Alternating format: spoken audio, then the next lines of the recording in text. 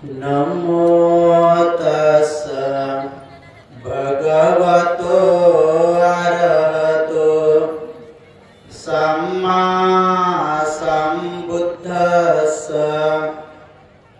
नमो तस्स भगवतो अरहतो सम्मा सम्बुद्धस्स। नमो तस्स भगवतो अरहतो सम्मा सम्बुद्धस्स। महाकारुणिक देवांचे आणि मनुष्याचे शास्त्र तथागत सम्यक समृद्ध तथागतांचा सद्धम्म तथागतांचा पावन पवित्र भिक्खू संघ सर्वश्रेष्ठ अशा या तीन रत्नाला प्रथम त्रिवार अभिवादन करतो, ज्यांच्यामुळे आपणा सर्वांना या तीन रत्नाचा लाभ झाला, ज्यांच्यामुळे आपणा सर्वांना मानवता प्राप्त झाली। हे सुखाचे दिवस ज्यांच्यामुळे आले, स्वातंत्र्य, समता, न्याय, नीती आणि बंधुत्वावर आधारित सर्वश्रेष्ठ संविधान ज्यांच्यामुळे प्राप्त झाले, जे आपल्या सर्वांच्या जीवनामध्ये सुख करता आणि दुःख हारता आहेत, असे बोधिसत्व डॉक्टर बाबासाहेब आंबेडकर यांच्या समग्र धम्मक्रांतीला शेवटच्या श्वासापर्यंत समर्पित राहतो। पूज्य ज्ञानज्योतिजी महातेरा यांच्या मैत्री बळातून आज आपल्याला 13वे संघराजा डॉक्टर ज्ञानश्री महातेरा यांचं दर्शन, विशेषतः पूज्य अरहंत बनभंतेजींच्या या पुण्यस्मरणार्थ परिनिब्बाण दिवसाच्या स्मरणार्थ गुरुजींच्या गोयंका गुरुजीच्या जन्मदिवसाच्या जयंतीच्या अनुषंगाने या पावन पवित्र पुण्यभूमीमध्ये ज्या ठिकाणी बोधिवृक्षाच्या छायेखाली अनेक वर्षापासून भंतेजी तपून पुन्हा एकदा या भूमीला पवित्र बनवलेला आहे। सम्राट अशोकांनी जे स्तूप बनवलेले आहेत त्यापैकी एक स्तूप इथं आहे असा भंतेजींचा सत्य दावा, आणि त्या अनुषंगाने संपूर्ण हिंस्र प्राण्यांच्या या मध्ये सुद्धा मैत्री भावनेने जे राहतात, ज्यांचे शिष्यगण सुद्धा मैत्री भावनेने राहतात, अशा या पवित्र भूमीमध्ये आपण सर्वांचं धम्माच्या रूपाने स्वागत। मी जास्त काही बोलणार नाही। खरं पाहता मी आज पूज्य भंतेजींचा, भिक्खू संघाचा आणि बांगलादेशाच्या संघराजांचा आशीर्वाद घेण्यासाठी आलो। खरं पाहता मी बिमार होतो आणि डॉक्टरांनी तसं मला प्रवास सुद्धा सांगितला नव्हता, पण म्हटलं चला भिक्खू संघात गेलं पाहिजे।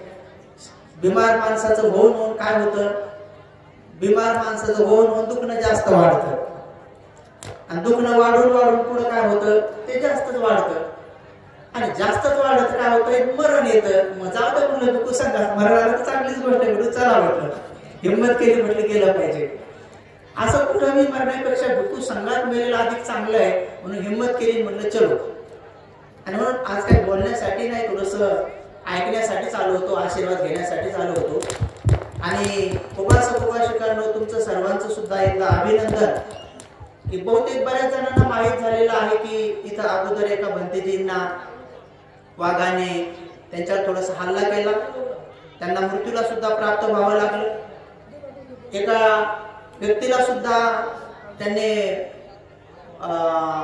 मारलं, आणि का आता काही ते 2-3 दिवसापूर्वी सुद्धा मला वाटतं शासनाच्या कर्मचाऱ्याला सुद्धा एका वाघाने पकडून ओढून नेलं।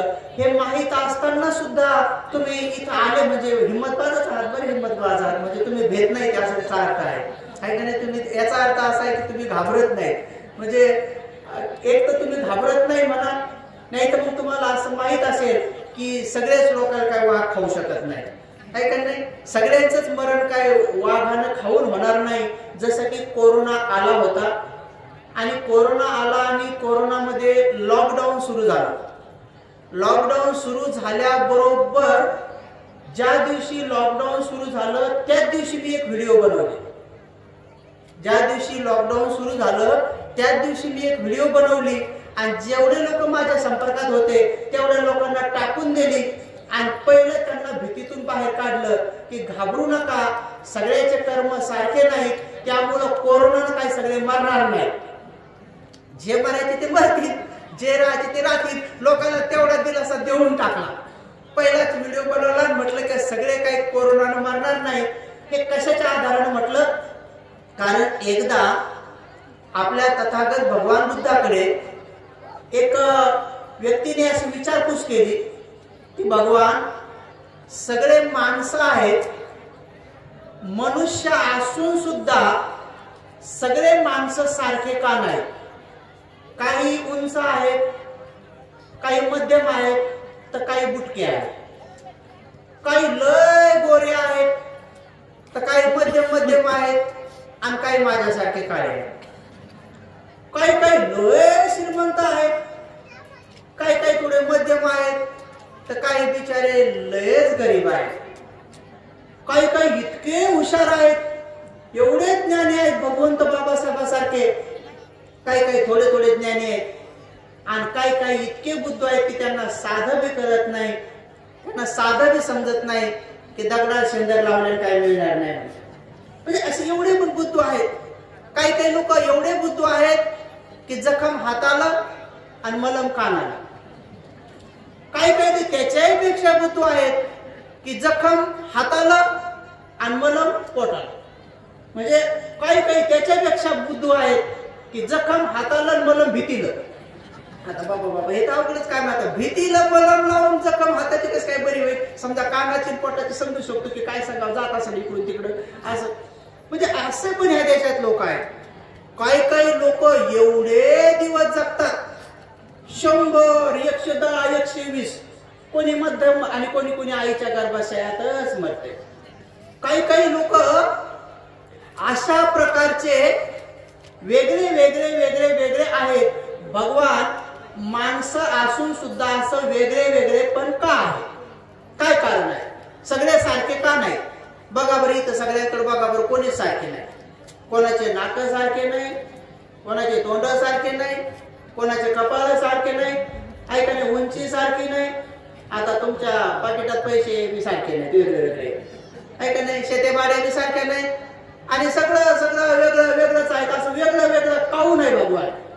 मग भगवान म्हणतात की मी तुला सांगतो, पण तू पहिलं मला सांग की काही झाडांचे फळ हिरवे, काहींचे पिवळे, काहीचे लाल, काही झाडांचे फळ आंबट, काहीचे गोड, काहीचे तुरट, काहीचे कडू, काही काही असे रसाळ, काही मध्ये कोई, काही मध्ये बी, काही मध्ये रस. तू सांग हे सगळे फळ असे वेगळे वेगळे वेगळे काहून आहे? तो म्हणे, अहो भगवान, किती साधी गोष्ट आहे. या सगळ्या फळांचे बीज वेगळे वेगळे आहेत म्हणून ते फळ वेगळे वेगळे आहेत. मग भगवान म्हणाले की तसंच लोकांचे कर्म वेगळे वेगळे आहेत म्हणून लोक वेगळे वेगळे आहेत. समजलं म्हण तुला आता? लोकांचे कर्म वेगळे वेगळे आहेत म्हणून लोक वेगळे वेगळे आहेत. म्हणून मग मी त्या आधारावरती व्हिडिओ बनवली किंवा सगळ्यांचे कर्म काय कोरोनाने मरणारच नसतील, वेगळे वेगळे नक्कीच असतील. कोणी विहिरीत पडून मरण, तर कोणी गाडी खाली जाऊन मरण, तर कोणी गोळी घेऊन मरण, तर कोणी घास खाऊन गिळलाच नाही, तोंडातच ठेवला. आणि घरचे रडतात तेच म्हणते, बाई कमीत कमी घास तरी गिळू द्यायचा होता. आता बघा, म्हणजे त्याचं म्हणणं की मरायचा होता, फक्त घास गिळू द्यायचा होता. म्हणजे हायकडे आपणच काम. कोणी कोणी काय नुसतं निमित्त झालं. काय झालं? हा मुलगा हरवला आहे, 4 वर्षाचा रडत आहे. कुठे? त्याचं नाव आहे निशांत दुर्गे. कुठे? 4 वर्षाचा मुलगा हरवला, इथंच हरवलेला आहे. आई रडत आहे. अच्छा, आई रडत आहे का? निशांत निधान निशान निधान दुर्गे, 4 वर्ष एक 4 वर्षाचं लहान बाल आहे. ते इथंच कुठंतरी आहे हरवलेलं. कोणाला जर दिसत असेल त्याची आई रडत आहे. इकडे आणून द्यायचं बाळाला रडत असेल. निशान दुर्गे. उपासकांनो, भगवान तथागत सम्यक संबुद्धांनी प्रत्येक व्यक्तीचे कर्म हे वेगळे वेगळे आहेत असं सांगितलेलं आहे. त्यामुळे सगळे लोक वेगळे वेगळे आहेत.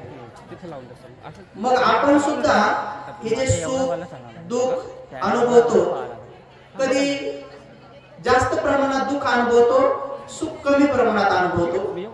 कधी कधी जास्त प्रमाणात सुख अनुभवतो, दुःख कमी प्रमाणात अनुभवतो. कधी कधी दुःख आणि सुख समान प्रमाणात अनुभवतो. तर याचं पण कारण दुसरं काही नसून याला ईश्वर, परमेश्वर, आत्मा, परमात्मा जबाबदार नाही, याला कर्म जबाबदार आहे. मग कर्म कोणाचे? तर कर्म आपले जबाबदार आहे. आपल्या जीवनामध्ये जे दुःख येतं त्याला आपणच कारण आहोत. आपण अज्ञानापोटी आणि अविद्येपोटी आपण ते कर्म केलेलं असतं आणि त्यामुळं ते कर्म एक वेळ पाहून, ते सीझन पाहून ते कर्म फळाला येतं. जसं की आंबे नेहमी आंब्याला लागत नाही, त्याचं सीझन येतं आंब्याचं. तसं आंब्याचं सीझन येतं, मग पहिला फुलोरा लागतो, मग फुलोरा लागत मग बारीक बारीक आंबे येतात, मग थोडं वारं वावदान आलं तर काही पडतात, मग तिच्यातून काही वाचतात, मग काही कोई सारखे होतात, खारा सारखे होतात. आणि मग एवढ्या सगळ्या संकटातून, त्या आभाळातून, त्या गडगडण्यातून, त्या वारं वावदानातून जे वाचतात मग ते पिकतात. ते पिकतात. तर समजून घ्यायचं आपले कर्म असेच असतात, काही काही फुलुऱ्यासारखे. फुलुऱ्यासारखे म्हणजे ते येतात आणि पुटकून पडून जातात. काही काही असे येतात की थोडे वारे वावदान आले की, थोडं मोठं संकट आले की येतात, थोडे जाणवतात, थोडे कळतात, थोडं रडवतात आणि मग निघून जातात. तर काही काही असे असतात की खार नसतो लोणचं तशासारखे कोई सारखे होतात आणि मग थोडेसे दवाखान्यात जावं लागतं. मग कधी कधी माझ्यासारखं ऑपरेशन करावं लागतं, मग ते गाठ बाहेर काढावं लागते, मग कधी कधी ते वीज बाहेर काढावं लागतं. मग चांगलं पलंगावर 10-12 दिवस असं पडावं लागतं. मग लोक भेटायला येतात, मग बारीक तोड करून सांगावं लागतं, जेव्हा आता बरं वाटतंय, माझा बहिणीची कसं वाटतंय, मग काय खाता, हे खाता का, मग नारळ पाणी पिता का, नाही चालत नाही, मग ठेवा असं थोडं बेजार व्हावं लागतंय. आणि थोडी बेजारी झाली की मग ते निघून जाते, डबल दुसरं येते. लक्षात असं हे चालूच राहतंय. आणि कधी कधी डायरेक्ट पिकलेल्या आंब्यासारखं येतंय. म्हणजे ते काय करतंय, ते आपल्याला पुढे घेऊनच जातंय. म्हणजे काय करतंय, मृत्यूला घेऊन जातंय. आणि माणूस मेलं म्हणजे दुःख संपलं असं नाही. आंबा पाडाला लागला म्हणजे आंबा संपला असं नाही. त्या अगोदर लावलेल्या कोईचं फळ म्हणजे आंब्यातला रस. जी अगोदर एक कोई लावली होती ना, ज्याच्यामधून आंबा आला होता ना, तर त्या कोईचं फळ म्हणजे आंब्याचा रस. पण त्याच्यात निघलेली कोय म्हणजे त्याचा पुनर्जन्म. तसं आपण जे कर्म करतो तर ते कर्म काही आपल्याला फेडावं लागतात, पण मेल्यावर बी डबल ते पुन्हा येतात. मग काही आजारही डबल येतात, काही कर्मही डबल येतात. तर नुसते दुःखाचेच नाही तर सुखाचे बी कर्म येतात. म्हणून मग भगवान तथागत सम्यक संबुद्धांनी बोधी ज्ञान प्राप्त केल्यावर हेच पाहिलं. बुद्धत्वामध्ये त्यांना हे दिसलं, काही लोक लय दुःखी दिसले, एवढे दुःखी दिसले, डायरेक्ट नरकामध्ये दिसले. 4 प्रकारचे नरक. पिंपळाच्या झाडाखाली, ज्यांना आपण आता बोधी वृक्ष म्हणतो, तर भगवान बुद्धांनी सम्यक संबुद्धत्व प्राप्त केलं. तर त्या पिंपळाच्या झाडाखाली डोळे लावल्यानंतर भगवंताला 4 ठिकाणी असे सत्व दिसले जे लय दुःखी होते. एवढे दुःखी विवळत होते, रडत होते, क्रदन करत होते. मग त्यांनी पाहिलं की हे बिचारे इथं का आहेत, काय कारण आहे, हे एवढे दुःख भोगत आहेत. हरवलेला मुलगा सापडला. हरवलेला मुलगा सापडला. आता आई हरवली का? आता दोघे भेटले का? आता दोघं बी सापडले. आता आनंदाची गोष्ट. मला नाही तर मुलगा सापडला नाही, हरवली नाही. आता दोघं बी सापडलेले आहेत. आता जीवात जीव आला असेल, नाही तर कोणाचं सुरूच असेल. काय म्हणते तिचं बी सुरू चांगलं आहे, पण पोरग भेटेल का? आणि कुठं गेलं असेल ना. आणि काय काय असं असं बाई 4 वर्षाचे लेकरू आली पुन्हा बाजावती आता काय बघायला आणले ते आता काय कायचं म्हणणं असं असं की बाई 4 वर्षाचं पोरगं बाई कसं काय सोडावं आपलं आपलं लेकरू आपण जाऊ आहे का काय 4 वर्षाचं लेकरू गेलं खुशा सोडून बाई लागली राहायला असं कोणाला वाटलं असं बरं मला बी वाटलं होतं तसंच पहिल्यांदा पण कसं म्हणावं दुखी माणसं काय डबल दुखी करावं ऐकले तुमचा खबर त्याच्यावर काय ऐकली मीठ रगडावं नाही तर मी म्हणणार होतो काही 4 वर्षात लेकरू सोडू नाही ऐकले जवळ ठेवा ऐकले आता बघा ते लेकरू चिंचित पडतंय त्याच्याकडे टुकू टुकू पाहावं ऐकले फक्त लेकरू कोणतं ऐकतंय जे पोटात आहे तेवढंच ऐकतंय जे पोटात आहे तेच ऐकतंय मग पोटात लेकराला आपण संस्कार टाकत नाही भंतीची लोक म्हणतात ना की तुम्ही काय करा गर्भ सुरक्षा विधी करा पहिल्या दिवसापासून 3 महिन्यापर्यंत आणि 3ऱ्या महिन्यापासून 9व्या महिन्यापर्यंत गर्भ संस्कार विधी करा कारण ते लेकरू जसं सांगतं तसं ऐकतंय आणि नंतर जन्मलेलं लेकरू काय ऐकत नाही जन्मलेलं लेकरू 2 वर्षाचं बी ऐकत नाही ते तिकडे पळतंय आपण त्याला म्हणा इकडे येतं ते म्हणते तू तिकडे ये आणि आता ते चिन पळू ते काय ऐकत नाही म्हणजे जेव्हा सांगायचं तेव्हा सांगत नाही आपण ऐकत नाही म्हणजे संस्कार लहानपणी पडतात आता काही काही लेकरांना जन्मल्याबरोबरच दाणी जन्मल्याबरोबरच काही लेकरांना तुम्ही बिस्किट द्या ते बिलकुल खात नाही पप्पा पुढे जाते म्हणते मम्मीने म्हणते तू खा पप्पा म्हणते तू खा आजीला म्हणते तू खा बाकी सगळे घरचे म्हणते माय नाही सोन्या खाय तूच खाय म्हणतात असं लेकरू असतंय काही काही त्याला बिस्किटचा पुडा दिला तर बाहेर बी जातोय सगळ्या मित्राला वाटून येते लहान लहान पोरायला तू खा सगळ्याला वाटून येते आता असं दाणी पोरगं जन्मलं आणि बिस्किटचा पुडा वाटून आलं तर त्याच्या मायनं घरी आल्यावर 2 बिस्किटचे पुढे घेऊन द्यावं का नाही की बाई माझं पोरगं दाणी जन्मलंय पण आपल्या बाया तसं नाही करत पोरगं जर बिस्किटचा पुडा वाटून आलं तर घरात त्याला कुचकू हाणतात चांगलं गादाड्या म्हणते पूर्ण बिस्किटचा पुडा वाटून आला आता त्याला कुचकू हाणल्यावरती म्हणते काहून हाणलं बाबा मग त्याच्या ध्यानात येते की दिलं किंवा हाणतात मग ते पुढे देणंच बंद करते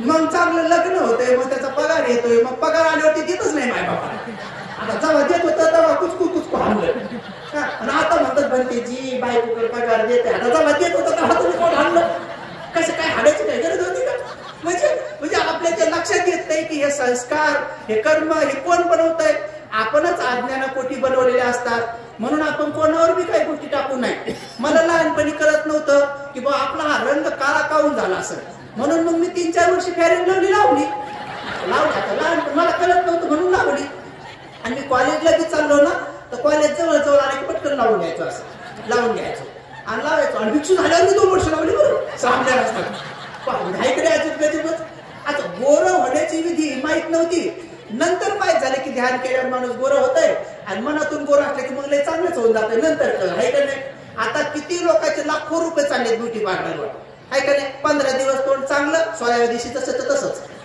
16व्या दिवशी कोणतरी म्हणते काय झालं असं काऊन झालं म्हणतच कोणीतरी तेव्हा त्याच्या लक्षात येते काऊन झालं म्हणून लगेच नवऱ्या म्हणतात उद्या मला ब्युटी पार्लरला जायचं कारण आता काय करा आता किती खर्च चाललाय भगवान बुद्धाच्या काळात राणीचं गोदामचे गोदाम आणि एक मोठं महाल भरला होता कशानं पूर्णचे पूर्ण सौंदर्याने पूर्ण सौंदर्याचे सगळे साहित्य सौंदर्याचे मेकअपचे त्या काळातले राणीला आंघोळ करण्याचे नाना प्रकारचे वेगवेगळे प्रकारचे पाणी नाना प्रकारचे सुगंधी द्रव्य आंघोळी घालायला दास्या नोकरांनी आणि राजाच्या लक्षात आलं अरे गड्या हे राणीला तर असं नाही कळणार मग ज्या ठिकाणी भगवान सम्यक संबुद्ध होते त्या बगीच्याचं वर्णन केलं आणि बगीच्याचं वर्णन करत राणीकडे वर्णन आलं की तो बगीचा लय चांगला आहे कारण ती भगवान बुद्धाकडे जात नव्हती काहून तिनं असं ऐकलं होतं की भगवान बुद्ध असं म्हणतात की हे शरीर जे आहे ना हे 3.5 हाताचं शरीर याला 9 दरवाजे आहेत आणि 9 दरवाज्यावर गाण बाहेर पडती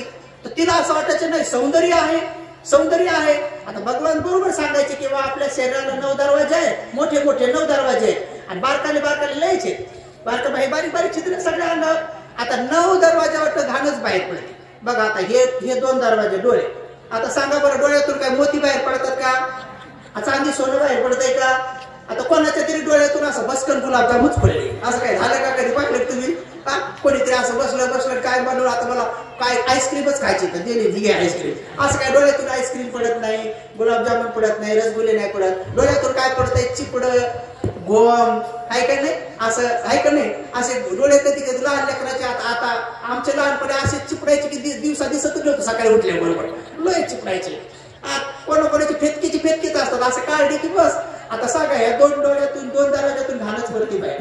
लगेच त्याच्याच खाली हे 2 दरवाजे नाकाच्या नाकपुड्या. बघा बरं नाकपुड्यातून काय श्रीखंड पडते का? कधी पाहिलं का तुम्ही की बाई नाकातून श्रीखंडच वाढला असं काढून घ्या बरं खावणार. आणि नाकातून काय बाहेर पडतंय? नाकातून शेंबूडच बाहेर पडतोय. वाळला तर मेकुड बाहेर पडतोय. कोणाचा हिरवा, कोणाचा पिवळा, कोणाचा ढवळा आहे का नाही? आणि तर कोणाला सर्दी झाली तर मग धारच लागती. पीठ मालता मालता इथं पड तिथं पड भगुण्यात पड आहे का नाही? आणि मग जेवायला बसलेत म्हणजे माय मला भूकच नाही. त्याला माहिती की आज डोळी पडली मुलीच्या. सासऱ्याला सासून खाऊ घालतात माय बापाला मध्ये थांब म्हणणं थोडे. त्याला माहित असते की आपलं आज काय पडले मुलीच्यात आहे का नाही? वाटतच पडते कधी कधी कोण असते. आता काय सांगावं आता हे 2 दरवाजे तेच देतात ना. कारण आहे काय जे आहे ते बाहेर येईल. मग ह्या 2 दरवाजे वाटत ते बाहेर पडते. आता त्याच्या खाली आणखी आलं की हे एक मोठा दरवाजा तोंड. आता सांगा तोंडातून कधीतरी कोणाच्या आजपर्यंत तुम्ही असं ऐकलं का की 500 बंडलच पडलं? हा असं बोललं की दणकट पडले किंवा सुट्टेच पडले अशा इकडे खडखड खडखड नोठाच पडल्या. हा किंवा कोणाच्या अशा साड्या बिड्या काही पडले का तोंडातून? नाही. तोंडातून काय बाहेर पडतंय? थुंक, लाल, बेडके आहे का नाही? हेच बाहेर पडतंय. आता कोणी सकाळी पाहिलं तुम्ही सकाळी कुठं जा सगळे लोक तोंडातून काय टाकतात बाहेर? बेडकेट टाकतात. असं दात घासतात. कोणी तर अर्धा घंटा घासते. अरे बापरे मला अर्धा घंटा ध्यान केलं असतं तर बरं झालं असतं. आता पूर्वी पोरं उठले की सगळ्या लाळा इकडूनच येत होत्या. अशा लाळा इकडून आता लाळा बी कमी झाल्यात. कारण की ते काय खाऊ लागले? पुड्या खाऊ लागलेत. पुड्या खाऊ जी लाळ कामाची आहे. जिभीच्या खाली 1 लाख ग्रंथी आहे. लाळ चांगली आहे. जेवण्याबरोबर पाण्याबरोबर पोटात गेली पाहिजे. पचन चांगलं होतंय. पण आता पुड्या खाऊ इकडे थुकू लागलेत. थुकल्यानंतर मग कॅन्सर होतोय. आता आम्ही नेहमी सांगतो बाबा पुड्या खाऊ नका पण चांगले बना. पण कशाचं? माय खाती पुड्या आणि बाप पितोय बिड्या. आता माय खाती पुड्या आणि बाप पितोय बिड्या. मग त्याच्या पोटी जन्मतात 2-3 सांडकाळे असे सांगून काय कामाचे ते? धर आपल्या कामाचे रे दुसऱ्याच्या कामाचे रे देवी दवा अवघडच. कारण का माय पाहिली इल्लू गुल्लू आणि बाप पाहिला कुल्लू गुल्लू. माय पाहिली इल्लू गुल्लू. आता पुढे खाऊ माय की सोडणार? इल्लू गुल्लू सोडणार आहे ना. माय पाहिली इल्लू गुल्लू आणि बाप पाहिला कुल्लू गुल्लू. मग त्याच्या पोटी जन्मतात 2-4 वाढण्याची पिल्लू. आता काय घडणार आहे ते? आता काही कामाचे आहेत का? म्हणून बाबासाहेब म्हणाले होते की माणसाने गर्भाशयात धर्मसंस्कार टाकावे. म्हणून भगवंतांनी सांगितलं की या सगळ्या गोष्टीचं कारण दुसरं तिसरं काही नाही, कोणी नाही, आपले कर्म आहे. मग आता कर्म जर जबाबदार आहे सगळ्या गोष्टीला तर मग आपण एक गोष्ट कल्याण मित्र कोणातरी भंतेजींना बनवलं पाहिजे. आणि कोणतरी भंतेजी कल्याण मित्र सहज बनतात. जर तुमची बुद्ध धम्म संघ या 3 रत्नावर इंद्रखिलासारखी श्रद्धा असेल तर. इंद्रखिल पूर्वी गावाच्या मध्यभागी वेशीमध्ये एक इंद्रखिल बनवत होते. म्हणजे जमिनीत जिथपर्यंत पाणी लागल तिथून बांधत वर येत होते दगडाचा. आणि तो वाऱ्या वावदानाने ते हालत नव्हता, कोणाकोण हालत नव्हता, म्हणजे स्थिर राहत होता. त्याला इंद्रखिल म्हणत होते. तसं आपली श्रद्धा इंद्रखिलासारखी असली पाहिजे. म्हणजे बुद्धावर इतकी श्रद्धा असली पाहिजे. कोणी जर म्हटलं की तुम्हाला प्लॉट देतो, तुम्हाला शिक्षण देतो, दवा पाणी देतो, थोडी दीक्षा घेता का इकडची तिकडची, तर आपली श्रद्धा हल्ली नाही पाहिजे. कोणी जर म्हणलं की आता तुम्ही बिमार पडले तर ह्या बाबाला त्या बाबाला थोडस जाता का वाऱ्या करायला, थोडस लिंब बिंब घेऊन, तर आपली श्रद्धा हल्ली नाही पाहिजे. म्हणजे असं थोड्या लोभानं म्हणा, भीतीपोटी म्हणा, येऊन काही मरूनच येईल ना माणसाला. शेवटी अंतिम काय आहे? अक्षरशः खरं जर पाहिलं तर कोणीच माणूस कोणालाच भेट नाही. तुम्हाला असं वाटलं का की आपण वाघाला भेटतो म्हणून? तुम्हाला असं वाटलं का मगरीला भेटतो म्हणून आपण सापाला? नाही. कोणीच सापाला, वाघाला, मगरीला कशालाच कोणी भेट नाही. सगळे मरणाला भेटतात. मी एका माणसाला म्हटलं का तुम्ही वाघाला भेटा का? म्हणे हो. आम्हाला नाही वाघाला नाही भेट. म्हणे भेटतो बाबा वाघाला भेटतो. म्हणलं का वाघ येतो म्हणे. म्हणलं मग नळडा धरतो. म्हणलं पुढं नळडा धरला रक्त देतो. पुढं मग माणूस मरतो. म्हणलं मरायला भेटत नळडा धरा बिला नाही भेट. बरं काय समजा आला नळडा धरला गेला तर काय होते? डसलाच नाही. निसतात नळडा धरला मुका घेतला गेला. समजा वाघाला आला मुका घेतला गेला. कोण भेट बरं त्याला? वाघाने समजा असं हातात द्यायला आला म्हणून घ्या हातात सेकंड आणि कोण भेट द्याला? वाघ नळडा धरतो, रक्त पितो, माणूस मरतय म्हणून लोक भेटतात. साप डसल्यावर माणसं भेट नाहीत. साप डसल्यावर काऊन भेटतात? साप डसला की मग ती विष येते, विष आल्या की डोळा काळा पडतोय, मग डोळ्याला आधारे येतात, मग डोळ्याला आधारे आले की मग नंतर काही दिसत नाही, मग नंतर आपलं पूर्ण ब्लड थांबून जाते आणि मग अटॅक येतो, मग माणूस मरतय. आज शेवटी मारायलाच भेटेल माणूस कशाला भेट नाही. समजा अचानक जर आपण इथं म्हणलं ना असं साप म्हणलं तर चिंग पळतात इकडे तिकडे लोक. पण हीच गोष्ट थाई, श्रीलंका, बर्माच्या लोकांना थोडं कळलं, त्यांना तुम्ही जर म्हणलं साप तरी ते असं पाहतात आणि म्हणतात ठीक आहे, सापाचं काम करण, आपण आपलं काम करायचं. जर साप डसून मृत्यू होणार असेल तर पळाल्यावर बी डसनच कधी ना कधी, आणि बसल्यावर बी डसन, मग मुकच बसून राहायचं. हे एकदा हळूहळू जमलं तर मग जमतं. आता बघा आम्ही मगाशी इकडे गेलो, आमची शील ज्योती भंतेजी मला नेमकं सांगितलं, म्हणजे भंतेजी आता 5-6 दिवसापूर्वी मी भगवान बुद्धाच्या मूर्तीला असा कपडा लावता एकटाच होतो म्हणे, नेमका झाडू मारला ठेवला तर तिकडून मोठा वाघ आला म्हणे. आल्याबरोबर म्हणे मी चिवर तोंडावर घेतलं, मुकत बसलो म्हणे इथं. मग मला उत्सुकता लागली, मग म्हणलं पुढं काय झालं. म्हणे मी चिवरातून पाहत होतो तो काय करतो म्हणे. तो आला म्हणे आणि जे झाडून मी झाडलं म्हणे त्या झाडूला त्याला चावलं म्हणे. झाडूला असं चावलं माझ्याकडे पाहिलं, मी आतून गुपचूप पाहिलं म्हणे. आणि मग नंतर तिथं पाहिलं, पुढे गेला आणि ते पंजाला तो झाडू त्याला असा तोडला आणि गेला म्हणे.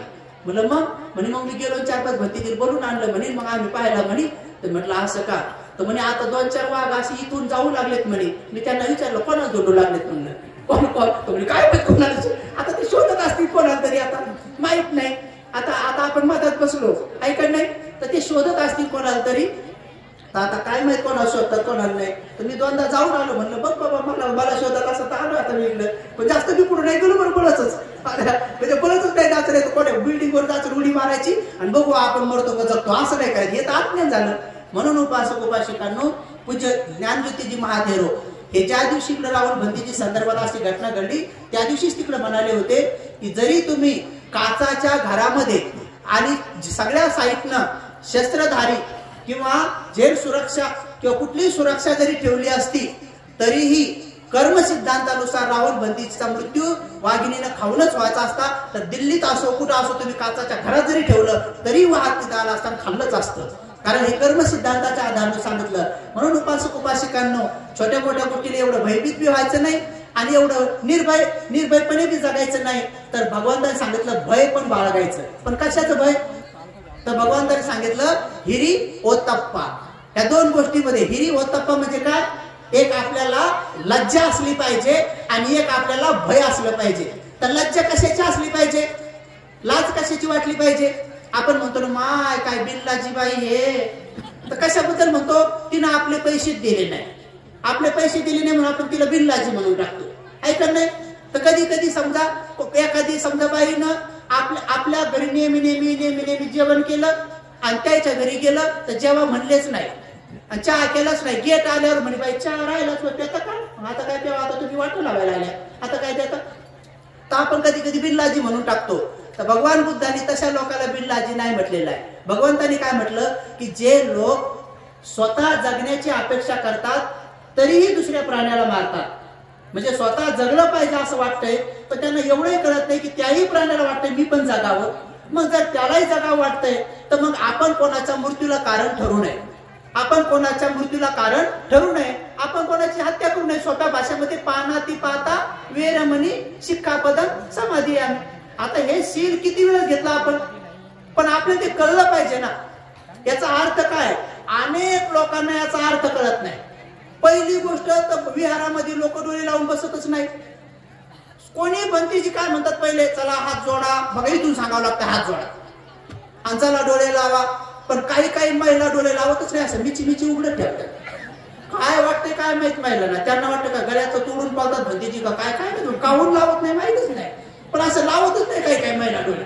बरं आता डोळे लावत नाही मग त्याचे डोळे असतात उघडे, भंतीची सुरू असतं इकडे नमो तस्स आणि याचे डोळे उघडे तर दुसरी म्हणतात ये नव बसणार इथं, बघ झालं नमो तसं गेले यायचं बाजू. भंतीचीच सुरू आहे नमो तस्स आणि यायचं चाललंय ये नव बसणार इथं. भंतीचीच चाललंय बुद्धं शरणं गच्छामि आणि त्याचं चाललंय गळ्यातलं केवढ्यात घेतलं माहित होतं पिवलंय मग हे रोपच पडलं. पहा आता हाय का काही ताळमेळ, इकडे भंतीचीच चाललंय बुद्धं शरणं गच्छामि आणि त्याचं चाललंय गळ्यातलं केवढ्यात घेतलं.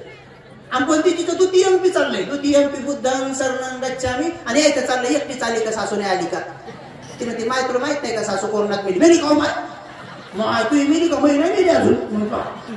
म्हणजे हेटी घ्यायची काय रोटी घ्यायची की भरायची होती कोरोना. म्हणजे अवघड समस्या आहे का नाही. आता यायचं तू TMP तर TMP झालं, यायचं लक्षच नाही. यायचं तेच सुरू आहे. बंदीची तिकडे गेले तर TMP. आता TMP झालंय आणि मग बंदीचे म्हणतात पाना ती पाता वेर म्हणी. आता यायचं काही लक्ष नसतंय, यायचा अर्थ माहित नसतोय. बंदीचे म्हणतात पाना ती पाता वेर म्हणी आणि ते म्हणतात पाण्यात पाहता येड्यावानी शिक्का. अरे आता याचा काय मेल आहे का? पाण्यात पाहता वेर म्हणी हे म्हणतात पाण्यात पाहता येड्यावानी. तर एकदा नीट कळलं पाहिजे आपल्याला याचा अर्थ काय आहे म्हणून कळलं. जसं आपल्याला जगावं वाटतंय तसं या सृष्टीवरल्या प्रत्येक प्राण्याला जगावं वाटतंय. त्या प्रत्येक प्राण्याच्या जगण्यामध्ये जर आपल्याला काही योगदान करता आलं तर नक्की करावं, पण त्याच्या मारण्याला आपण कारणीभूत नसावं. त्याचा अर्थ होतो पानाती पाता. म्हणजे सोप्या भाषेमध्ये मी प्राण्याची हत्या करणार नाही, हत्या करण्याचं कोणाला सांगणार नाही आणि हत्या करण्यामध्ये सहभागी होणार नाही. म्हणजे कायाने बी करणार नाही आणि तोंडाने बी करणार नाही. भंतेजी मी साप मारला नाही पण एका पोराला म्हणलं मर मर मर मर म्हणजे वारे मार. पण तुमचं दुसरं शिर तुटलं ना तोंडानं. तुम्ही नाही मारला पण मारायचं तर सांगितलं ना, ऐका नाही. आणि कधी कधी समजा आपण तोंडानं नाही सांगितला पण समजा कोण मारला म्हणला बाई तुमच्या घरात साप निघला होता मी मारला. बरं झालं बापा, लय चांगलं केलंय, हे 5 रुपये घे चहा घे. म्हणजे काय केलं तुम्ही? शेवटी मूर्तीचं समर्थन केलं ना मनामध्ये. तुम्हाला जगा वाटतंय, तुम्हाला जगण्यासाठी सापाला मारलं. पण किती सापाला मारणार? एका सापाला मारून तुम्ही सापापासून सुरक्षित झाला असा अर्थ आहे का? पृथ्वीवर मोजता येणार नाही एवढे साप आहेत. आणि जर साप चावूनच मरण होणार असेल तर साप चावूनच. तुम्ही महालात राहा, कुठेही राहा, जिथं साप नाही अशा भूमीत राहा. पाण्यामध्ये सुद्धा आईचा साप तयार होईल आणि मृत्यू येईल म्हणजे येईनच. मग कशाला मारायचं कोणाला? म्हणून हे पहिलं शील इतकं स्पष्ट आहे की ते कायाने बी पालन करा, वाणीने बी पालन करा आणि मनाने बी करा. म्हणजे याचा अर्थ असा नाही की बस सूक्ष्मातले सूक्ष्म जीव, जसं काही बिचारे लोक तोंडाला बांधतात असं म्हणतात सूक्ष्म जीव बी नाही मेले पाहिजे. आता जे बिचारे सूक्ष्म जीव दिसत नाहीत असे असंख्य जीव मारतात. रस्त्यानं चालताना आपल्या पायाखाली बी अनेक प्राणी मारतात. ही गोष्ट चक्खुपालाच्या संदर्भात क्लिअर केलेली आहे. चक्खुपाल नावाचे जे बिचारे भगवंताच्या काळातले पूज्य अरहंत भंतेजी झाले होते तेव्हा त्यांचे डोळे गेले. ज्या दिवशी डोळे गेले त्या दिवशी अरहंत झाले. अगोदरच्या जन्मात ते डॉक्टर होते आणि त्यांनी दुसऱ्यांना डोळ्यातली दवा जरा चुकीची टाकली होती आणि त्यांच्यामुळे त्यांचे ह्या जन्मात डोळे गेले. भंतेजीचे हे कारण वेगळं आहे. पण ज्या दिवशी ते भंतेजीचे डोळे गेले त्याच दिवशी ते अरहंत झाले. असे डोळ्यासारखे डोळे होते पण दृष्टी गेली. डोळे दिसत होते पण त्यांना दिसत नव्हतं. आणि नेमकं वर्षवास संपला. वर्षवास संपला तर मग सगळे आपल्या भगवंताच्या दर्शनासाठी चालले. मग चक्खुपाल बी चालले. मग चालता चालता पाऊस पडला होता. मग गोगलगाई आणि वेगळे वेगळे छोटे मोठे किडे बाहेर आले. मग बाकीच्या भिक्षूंना दिसायचे म्हणून ते पाय टाकत नव्हते. पण बिचारे चक्षुपालांच्या पायाखाली बिचारे गोगलगाई वेगवेगळे प्राणी मेले तर त्यांचे पाय रक्ताने भरले. बऱ्याच भिक्षूंनी पाहिलं की डोळे तर दिसतात पण असा कसा भिक्षू रे, आता हत्या करत चाललाय. साधं पहिलं सील बी माहित नाही का? पानाती पाहता वेर म्हणे प्राण्याची हत्या नाही करू आणि भगवंताचा पुत्र असा कसा? ते बिचारे बरेच भिक्षू नाव ठेवू लागले. चक्षुपाल आपले चालले आणि भगवंताच्या दर्शनासाठी सगळे भिक्षू कोणी प्रदक्षिणा घातली, कोणी पंचांग प्रणाम केला, कोणी साष्टांग दंडवत केला. प्रत्येकाने आपल्या आपल्या श्रद्धेनं खूप भगवंताचं अभिवादन केलं. भगवंतांनी सगळ्याचे चेहरे पाहिले आणि बरोबर चक्षुपालांची प्रशंसा केली. चक्षुपालांना काय म्हटले? भगवान हो, हा माझा पुत्र शिनाश्रव झाला, आता आश्रव रहित झाला, आता आश्रव नाही. हा माझा पुत्र आता काय झाला? ब्रह्मचर्य पूर्ण करून आता माझा पुत्र जीवनमुक्त झाला. ब्रह्मचर्य पूर्ण झालं. ज्या कामासाठी किंवा ज्या ध्येयासाठी एक कुलपुत्र बेघर होतो आणि आपल्या संपूर्ण इंद्रियावर राज्य मिळवून तथागतांचा पुत्र बनतो आणि जो अरहंत बनतो त्या पदाला माझा पुत्र प्राप्त झाला. म्हणजे त्यांचं बेघर होणं आता सिद्ध झालं किंवा कारणी लागलं असं भगवान म्हणाले. म्हणजे याचा अर्थ बाकीच्या भिक्षूंनी भगवंताचे वचन ऐकल्याबरोबर अहो भगवान आपल्याला काय म्हणायचं की हे चक्षुपाल अरहंत झाले असं म्हणायचं का? तर भगवान म्हणतात हो, अहो भगवान ते अरहंत जर झाले तर त्यांनी आमच्या समोर हत्या केली. आमच्या समोर त्याच्या पायाखाली किती गोगलगाई मेल्यात, त्यांच्या पायाखाली किती किडे मकोडे मेलेत. बघा ना त्याच्या पायाला तर रक्त पण लागलेलं आहे. तर भगवान मग तेव्हा सांगतात अरे भिक्षुंनो, हत्या कधी होते? कारण हत्या होत असताना 5 गोष्टी एक साथ घडावं लागतात. हत्या होताना 5 गोष्टी एकदाच घडाव्या लागतात. त्यातली पहिली गोष्ट, हत्या करण्याचं आपल्या मनात असलं पाहिजे. हत्या करण्याचं आपल्या मनात असलं पाहिजे की मला आता हत्या करायची आहे. हत्याचं चित्त उत्पन्न झालं पाहिजे. हत्या करण्याचं चित्त उत्पन्न झाल्यानंतर हत्या करण्यासाठी साहित्य जमा केलं पाहिजे. साहित्य म्हणजे काठी म्हणा, लाठी म्हणा, तलवार म्हणा, भाला म्हणा, रस्सी म्हणा, दगड म्हणा, वीस म्हणा किंवा काय काय ज्यानं माणसं किंवा प्राणी मारता येते ते साहित्य जमा करावं लागतंय. हे दुसरं. त्याच चित्तानं, हत्या करण्याच्या चित्तानं ते साहित्य जमा करावं लागतंय. तुम्ही इरा घेता हातात तर हत्या करण्याचे इराद्यानं नाही. तुम्ही चाकू घेता तर कांदा कापायच्या इराद्याने घेता. तुम्ही बी साहित्य जमा करता पण तुमचा इरादा नसतो. पण इरादा जर असला तर मग हत्या होते. तर हत्या करण्याचं मन असणे. दुसरी गोष्ट, हत्या करण्यासाठी साहित्य जमा करणे. तिसरी गोष्ट, हत्या करण्याच्या चित्ताने प्रहार करणे. प्रहार म्हणजे काठी अशी मारणे, चाकू असा खुपसणे, दगडाचा फेकून मारणे, रस्सी अशी धरून आवळणे किंवा वीस असं गुपचूप टाकणे किंवा जशा पद्धतीनं मारता येईल तशा प्रकारची कृती करणे. बघा, हत्या करण्याचं मनात असणे, हत्या करण्यासाठी साहित्य जमा करणे, हत्या करण्यासाठी कृती करणे आणि ज्याच्यावर कृती केली तो प्राणी सजीव असणे. नाही तर कृती केली दगडावर दगड मारला, आता काय कस काय कोणी मरण, किंवा समजा तलवारीवर तलवार मारली किंवा लाकडावर तलवार मारली किंवा इकडे असं, ही कस काय हत्या होईल.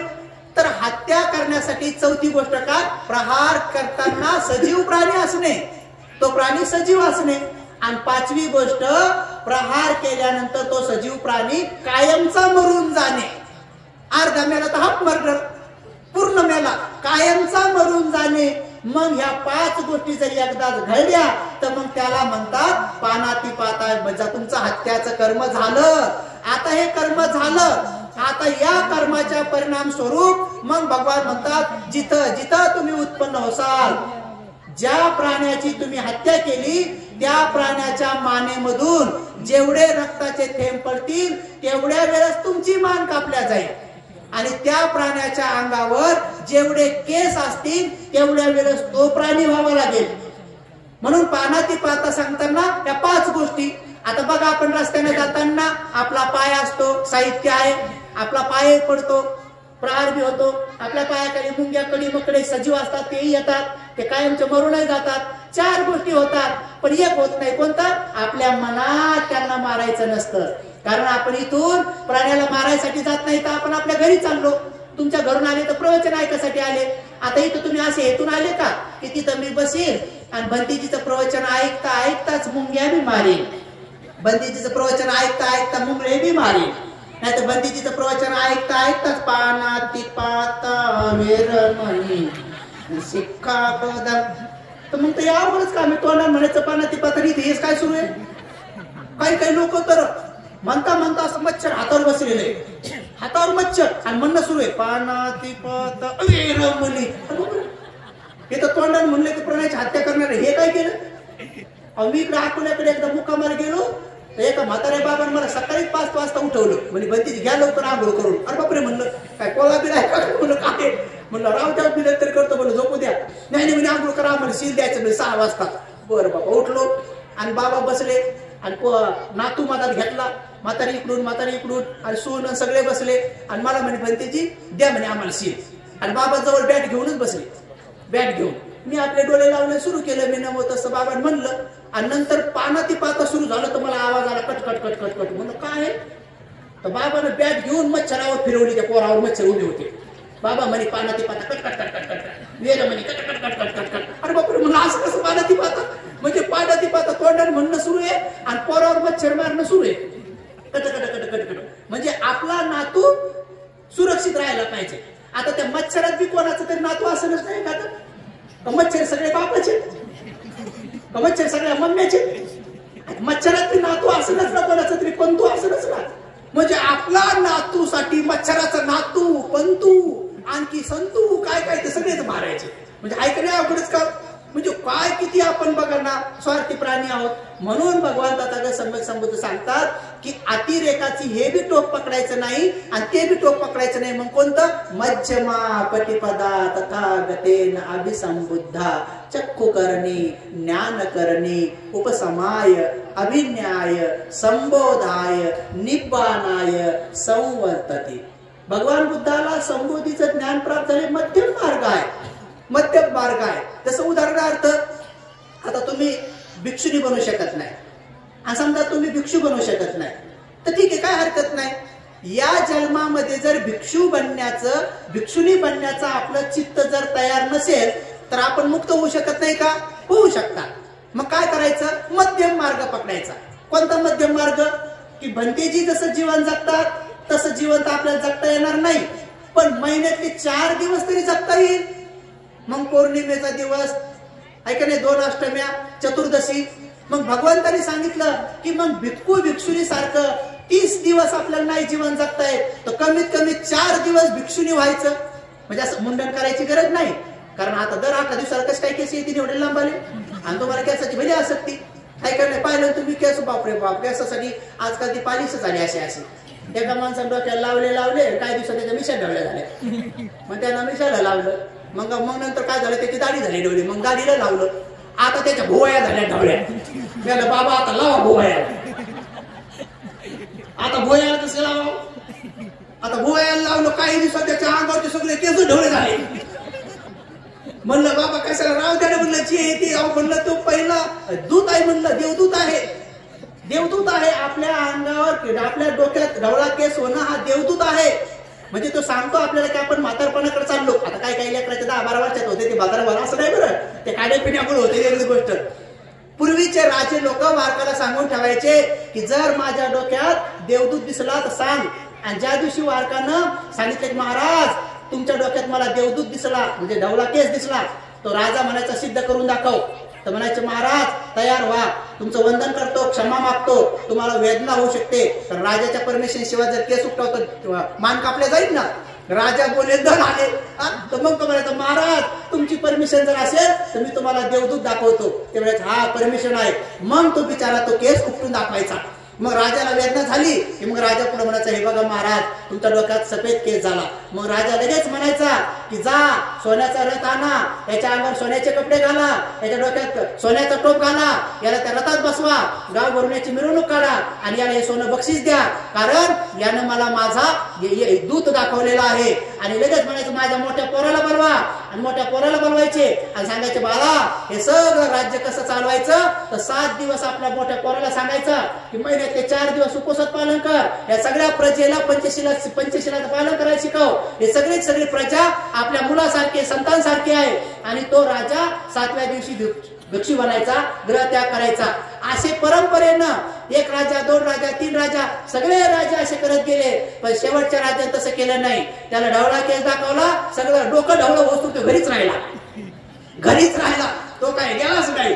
तर मग तिथून पुढे भगवंताने लय सुंदर सांगितलंय. पुढं मी तुम्हाला मोठ्या स्टोऱ्या सांगू लागलो, थोडं माझा सांगू लागलो लोणच्यासारखं पापडासारखं, कारण ते आवडते माणसांमध्ये तर थोडंसं लोणच्यासारखं पापडासारखं कोणाकोणाला कसं बी आवडतो आहे का नाही. आता कधी लोकांना हे बी कळत नाही की कसं म्हणावं काय म्हणावं आहे का नाही. बुद्धाच्या काळामध्ये भंतीजीला बोलावताना सुद्धा लोक म्हणायचे भंते भोजन तयार आहे. म्हणजे बघा याच्यात आदेश नाही ना, म्हणजे भोजन तयार आहे, यायचं ते या आणि नाही यायचं नाही या, तुम्ही ठरवा, आमच्यावर अनुकंप करा. आता तसं नाही, भंतेजी चला भोजनाला दिलाच ऑर्डर आहे. आजकाल कोणाच्या घरी गेलो तर एकदा तर मी एका उपासिकेच्या घरी गेलो तर मला भंतेजी उठा तेवढी गोदडी घ्या म्हणवरची. बरं बा घ्या म्हणतो गोदडी घ्या मला आता खाली काय करा म्हणे भंतेजी उठा पलंगावर एका म्हातार भंती तुम्ही इकडे व्हा, तुम्ही तिकडे व्हा, काय पोरी इकडे व्हा, ते पोरग उचला म्हणे आणि ते पोरग वर झोका. आता म्हणलं पोराचा झोका तर पोरग मुचलं तर बस गेलं भंतीजीच्या अंगावर. म्हणलं आता याच्यासाठी आम्ही भंती झालो, आता अवघडच काम आहे. एकदा बसमध्ये बसलो तर डायरेक्ट लगे 100 पोरग माझ्या मांडीवर घालून दिलं आणि नवऱ्या म्हणे या नाव इकडं, भंतीजीला जागा धरली म्हणे. आता पोराचं तोंड तिकडं होतं तर मुकच बसलं ते. जेव्हा त्या माग मला पाहिलं असं चिरून आरड जोऱ्याला आरड आणि त्याच्या नाकातून असे शेबूड म्हणा आता येते शेबूड पुसा का काय, आता काय चिवर काय शेबूड पुसायसाठी अवघडच काम आहे. मी ते आई म्हटलं आई या रडगाड्यातून बाहेर पडा भंतीजी झालं म्हणलं. तुम्ही हे लेकर आमच्याकडे आणून दिली, मला अवघडच काम केलं ऐकलं नाही. म्हणजे आता आपल्याला समजत नाही काय करावं काय नाही. बंदीजीला भोजन सांगितलंय आणि बंदीजीला भोजन सांगितलं ना अजून घरात काही असं टाकूनच ठेवलं नाही. आणि बंदीजी आल्यानंतर मग म्हणणं उभे राहा पोरी पटकन झाडू मारा बंदीची चांगलं वाईट आणि झाडू बंदीची चांगलं आहे का नाही. थोडं अजून माहिती नाही आपल्याला. तर तसं प्रकारे ज्या सगळ्या गोष्टी शिकता येतात म्हणून तसे पूर्वीचे राजे पण खूप चांगले होते. भगवंताने हा मध्यम मार्ग सुंदर सांगितला. म्हणून पहिलं शील जर आपण 3 अंगाने पक्क केलं तर बरोबर दुसरं शील आपल्याला पक्क करा वाटतंय.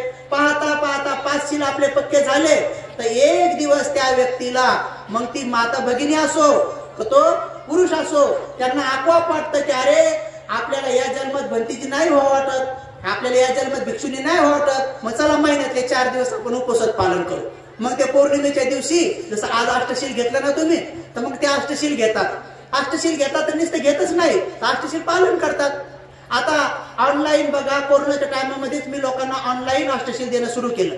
आता गंज फोडून सांगतो तरी अजून लोक फोन करून विचारतातच असं विचारतात जस काय माझ्याच हातात सगळं. काही मला फोन करून विचार भंतीजी थोडीशी पोहे खाल्ल्यात चालेल का हो, जस काय मी बुद्धच आहे. म्हणजे मी परमिशन दिलं म्हणजे जमलं.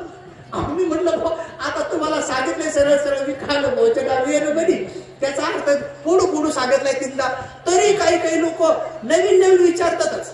एकदा तर सांगितलं बा सुगंधी द्रव्य ब्रिवे काही लावू नाही असं तसं नाही. फोडून सांगितलं फॅरन लवली पावडर टर्मरिन आहे कॉस्मेटिक काय ते सगळं सांगितलं फोडून. तरी एक माणूस म्हणे भंतेजी मग साबण लावावं का नाही. आता आहे का नाही अवघडच का म्हणे साबणाचा निवास येतोच म्हणे साबण लावावं का नाही. तर मी म्हटलं नाही लावा पण हाताला लावा हात धू घ्यावा म्हणलं तेवढं तरी करावं. एक माणूस तो असा फोन केला म्हणे भंतेजी तुम्ही सांगितलं सफेद कपडे घाला 24 घंटे. अहो म्हणे मला रात्री बिना कपड्याची झोपच येत नाही म्हणे. मला कपडे काढून लुंगी घातल्याशिवाय झोप येत नाही म्हणे. आता कसं काय करू म्हणे. आता सांगा बरं म्हणे. मला कायच काय म्हणलं आता म्हणे एक काम करा गडी पुडी करा आणि कुशाला ठेवा म्हणलं. टुकू त्याच्याकडेच पहा. मला आठवलं आमच्या भगवंताने सांगितलं संघटी जवळ ठेवा म्हणलं द्यायला सांगून म्हणलं बाबा बाजूला ठेवा. आता काय करा लोक नवीन प्रश्न विचारतात कारण त्या बिचाऱ्यांना काय करावं समजत नाही. म्हणून उपासक उपासिकांनो वारंवार विचारत राहा. ते म्हणतात ना कालेन धम्म सवनं एतं मंगल उत्तमं आहे का नाही. कालेन धम्म सा कच्छा वेगवेगळे प्रश्न विचारला पाहिजे. पण असे प्रश्न नाही विचारायचे आम्हाला जे UPSC मध्ये विचारले जातात MPSC मध्ये विचारले जातात. भंतेजी थिटा कॉस म्हणजे काय तसं नका विचारू बाबा आम्हाला ते गणित पिढीत तसं नका विचारू. तर विचारा बाबा दुःख म्हणजे काय. दुःखाचे प्रकार 12 भगवंतांनी कसे सांगितले. जाती पे दुःखा जरा पे दुःखा व्याधी पे दुःखा मरणं पे दुःखं अपिये ही संपयोगो दुःखो पिये ही विपयोगो दुःखो यम पेंचन न लभती तंपे दुःखं संकितेन पंचुपादान खंदापे दुःख.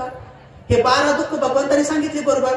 जन्म होणं दुःख, म्हातारा होणं दुःख, रोग होणं दुःख, मरून जाणं दुःख, आपली आवडीची व्यक्ती दूर निघून जाणं दुःख, आपल्या न आवडणारी व्यक्ती वस्तू जवळ येणं दुःख, आपल्या मनासारखं न होणं दुःख. हे झाले 7. आणि संक्षिप्त मध्ये पंचउपादान खंदा दुःख. पंचउपादान स्कंद म्हणजे काय. हे अग्नी वायू जल पृथ्वी हे 4 घटकाचं बनलेलं शरीर आणि एक मन हे पंचउपादान स्कंद. हे 7 आणि 5 12 हे 12च दुःख आहे. आता तुम्ही म्हणता 5चं दुःख कसं आहे. आता बघा बसल्यानंतर आपण किती वेळ असं बसलो का नाही. कोणी असं बसलोय कोणी असं बसलंय कोणी असं बसलंय काहून. कारण 4 जे घटक आहेत अग्नी वायू जल पृथ्वी. पृथ्वी धातू आपला जास्त वाढला की मग मांडी दुखती कंबर दुखती म्हणजे भाग आहे का नाही पृथ्वीचं दुःख. आणि समजा घाम आला तर घाम आला का आपण असं करत बसतो की नाही समजून घ्यायचं ऐकणे अग्नी धातूचं पाणी धातूचं दुःख. तर ते काहून दुःख होत आहे. तहान लागली भूक लागली हे 4 घटक आपल्या शरीर बनलेलं आहे त्याचं अग्नी वायू जल पृथ्वी. आणि मनासारखं नाही झालं. समजा प्रवचन खूप चांगलं दिलं पण आपली कमतरता आहे की आपल्याला ते समजण्याजोगं अजून ज्ञान नाही प्राप्त झालं. ते प्रवचन समजण्याजोगं समजा आपल्याला ज्ञान नाही प्राप्त झालं ते आपली कमतरता आहे. पूज्य भंतेजींनी खूप चांगलं सांगितलं पण आपलं अजून तेवढं ज्ञान नाही आपलं चित्त तेवढं तयार झालं नाही. मग काय होतं आपल्या मनातले जे 4 घटक आहेत संज्ञा विज्ञान संकार आणि वेदना हे 4 घटक जे असतात ज्याचं मन बनतंय मन आपल्या भाषेमध्ये त्याला माइंड म्हणतात. Matter and mind. तर त्याला अध्यात्म भाषेमध्ये नाम म्हणतात याला रूप म्हणतात. तर ते नाम काय करतंय समजलंच नाही, तर ते नाम काय करतंय या रूपाला सांगतंय की मला काय समजू नाही लागलं, मग ते असं डुकले घेतंय. आलं लक्षात? मग हे काय काय लोक काऊन झोपले माहितीये का? कारण ते कळलं नाही की मग ते मध्ये बापू कळलंच नाही, कळलंच नाही, समजलं. आता आसरव क्षीण आसरव, समजा आसरव सांगितले किंवा समजा आता बद्दीजी मगाशी 37 बोधी पक्ष धर्म सांगितले. आता समजा एखाद्याला नाही कळलं, ज्यांना कळलं ते असं मस्त टक पाहत होते आणि ते मस्त असं करत होते, ऐकत होते. काऊन की कारण त्यांच्या संज्ञानं कळलं की हे काय आहे, हे 37 बोधी पक्ष धर्मामधलं हे सतीपट्टन चार विधिपाद आहेत, हे आता हे काय आहे, हे पंच इंद्रिय आहेत, हे नंतर आता असं काय सप्तबोधांग आहे, हे अठ्ठांगी कुंभक आहे. हे ज्यांना कळलं तर त्यांचं चित्त तयार होऊन जातंय. म्हणजे संज्ञा विज्ञान बनती, विज्ञान संस्कार बनतात, संस्कार वेदना बनतात आणि चित्तामध्ये कोणत्या वेदना सुखद वेदना उत्पन्न होतात आणि त्यांचा चेहरा प्रसन्न होतो आणि त्यांना ते समजतंय. आता इकडे काय झालंय, संज्ञा तयार नाही झाली, त्यामुळे विज्ञान बी नाही आणि संस्कार मग कोणते समजलं नाही. ते संस्कार मग डुकली घेतली गेले झोपून ते म्हणते थोडे परकड टाकते आणि ते हसवणारे भरतीचे आले की मग सांग मग उठव. आता काय करायचं, नुसतं हसा मी समजा नुसतं हसून बी काय फायदा आहे. मोठं अध्यात्म प्रवचन करायचं नाही, असं मध्ये आता मी थोडं मध्ये याच्यासाठी मी थोडंसं सांगतो की जेणेकरून थोडं कळावं की. पण बघा इथे एवढे महान ज्ञानी विद्वान भिक्षू लोक आहेत की तुम्ही ते समजण्याजोगं तुमचं समजा. कशामुळे घडतंय सगळं, अठ्ठकलाप म्हणजे मनाचे 4 भाग, संज्ञा विज्ञान संस्कार वेदना, हे मनाचे 4 भाग आहेत. शरीराचे अग्नी वायू जल पृथ्वी ते 4, हे 4 आणि 4 8, हे 8 अलग नाहीत. या 8ही मिळून एक इकाई बनते. जसं की रव्याचा दाना, जसं की खसखसीचा दाना, जसं की आता समजण्यासाठी रव्याचा दाना बी खूप मोठा आहे. तर आपले 8ही गोष्टी एकत्र असलेली एक पेशी अणु रेणू परमाणू. तुमच्या भाषेमध्ये RNA DNA, तुमच्या भाषेमध्ये लाल पेशा ढवळ्या पेशा, आपण नाही म्हणत का प्लेटलेस, त्याच्या ढवळ्या पेशा कमी झाल्या, आता किवी खा, नाही तर मग ते पपयाचा रस खा. तर त्या पेशाचं बनलेलं शरीर, तर त्या पेशीमध्ये असतात 8 गोष्टी. कोणत्या असतात, नामाच्या असतात 4, नामाच्या म्हणजे मनाच्या म्हणजे माइंडच्या, म्हणजे कोणत्या संज्ञा म्हणजे ओळखण्याचा प्रयत्न करणे, विज्ञान म्हणजे पक्क ओळखणे, संस्कार म्हणजे प्रतिक्रिया करणे, वेदना म्हणजे अनुभव घेणे. हे डोळे निर्जीव आहेत. त्या डोळ्यामध्ये जोपर्यंत सजीव मनाचा पहिला पार्ट येत नाही तिथून पुढे कृती होत नाही. म्हणून आंधळ्या माणसाला दिसत नाही, काळा एक गोरा एक काय आहे. म्हणून आंधळ्या माणसाने उदाहरण दिलेलं, हत्तीवरून हात फिरवल्यानंतर सगळ्या आंधळ्याने सांगितलं होतं हत्ती सुपासारखा आहे, हत्ती जाडू सारखा आहे, हत्ती कुट्यासारखा आहे. काहून की त्यांना इथं संज्ञा तयार झाली नाही, विज्ञान तयार झालं नाही, संस्कार नाही, वेदना नाही.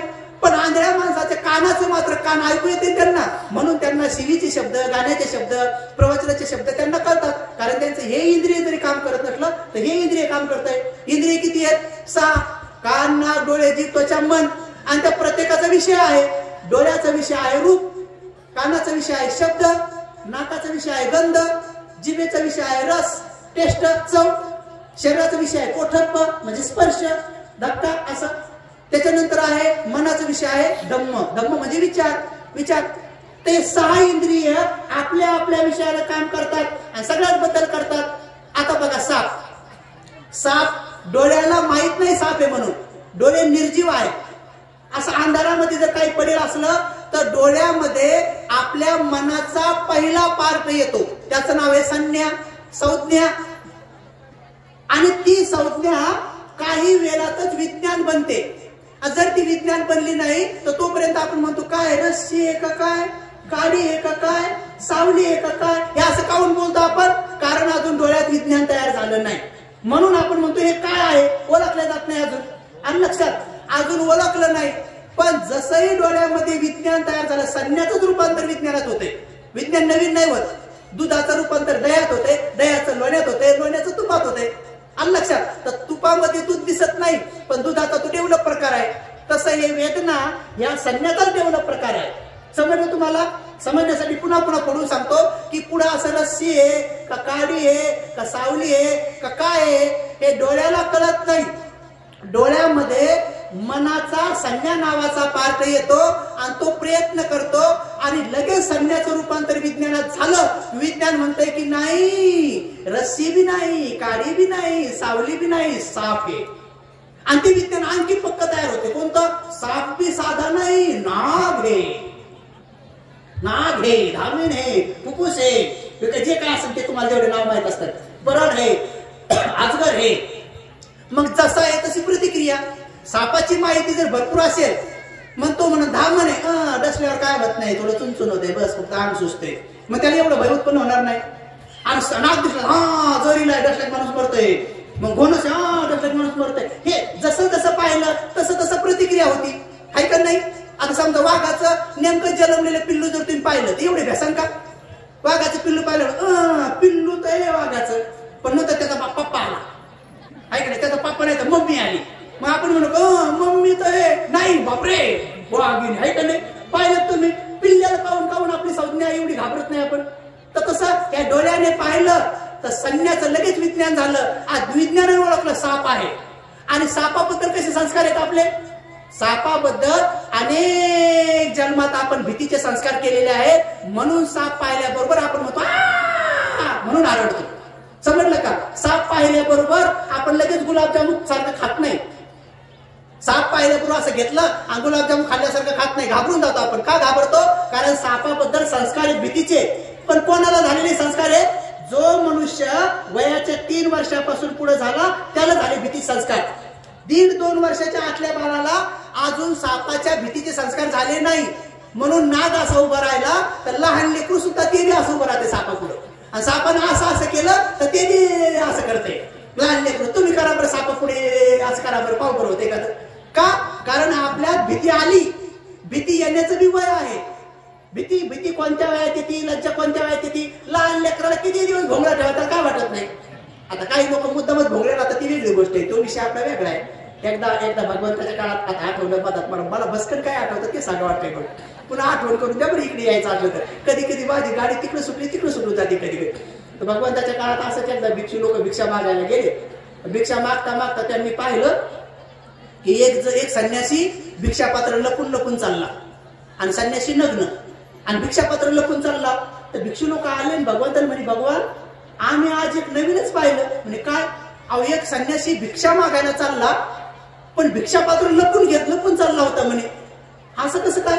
तर भगवान म्हणाले, हो या संसारामध्ये असे अनेक लोक आहेत जे झाकायचं ते झाकत नाहीत आणि भलतं झाकतात म्हणे. आता बघा, भिक्षापात्र काय झाकायची गोष्ट आहे का? जे झाकायचं ते नाही झाकत म्हणे आणि भिक्षापात्र झाकून चालले म्हणे. तर भगवंतांनी सांगितलं तसं कधी काही लोक नग्न राहतात, ती वेगळी गोष्ट आहे. पण लहान लेकराला तुम्ही किती दिवस बी नग्न ठेवा तर काय वाटत नाही. पण तीच गोष्ट मात्र जसंही माणसामध्ये लज्जा येते तर साधा डोंगरा घोटा जरी दिसला तर जी कुलवंत स्त्री असते, कुलवान पुरुष असतो, त्याला घोटा जरी दिसला तर त्याला लाज वाटते. भिक्षू लोक घोटा झाकून सुद्धा राहतात, आहे का नाही? आता काही लोक बारीक कपडे घालून खुशाली येऊ लागले ती वेगळीच गोष्ट आहे. जस काय कापसाचा तुटवडाच पडलाय. श्रीमंताचे लेकर काऊन कपडे फाडू लागलेत काय माहिती? इथं फाडतात, कुठं फाडू लागलेत, आहे का नाही? फाटकेच कपडे घालू लागलेत. पूर्वी फाटके कपडे घातले की गरीब, आता फाटके कपडे घातले श्रीमंत. पूर्वी बाजरी ज्वारी खाल्ली की गरीब, आता 5 स्टार मध्ये ज्वारी बाजरीच खाऊ लागलेत, आहे का नाही? लहानपणी आम्हाला काळाच्या आद्याला का लय रडायचो. आणि आता माहित झालंय की काळाच्या आपल्याला तर बरं नाही तर मग दुधाचा प्याला ते ऍसिडिटी होती, आहे का नाही? ऍसिडिटी म्हणजे कोणाच्या शेजारी बसलं की ते म्हणजे वैदिकलं काय का नाही, म्हणजे दुधाचा प्या आणि शरीराचं गुणले करून घ्या. हे एवढं कठीण काम आहे. म्हणून उपासकांनो हा शुद्ध धर्म एवढा स्पष्ट आहे. जसंही साप पाहिले की संज्ञा म्हणते काय आहे, विज्ञान म्हणते साप आहे.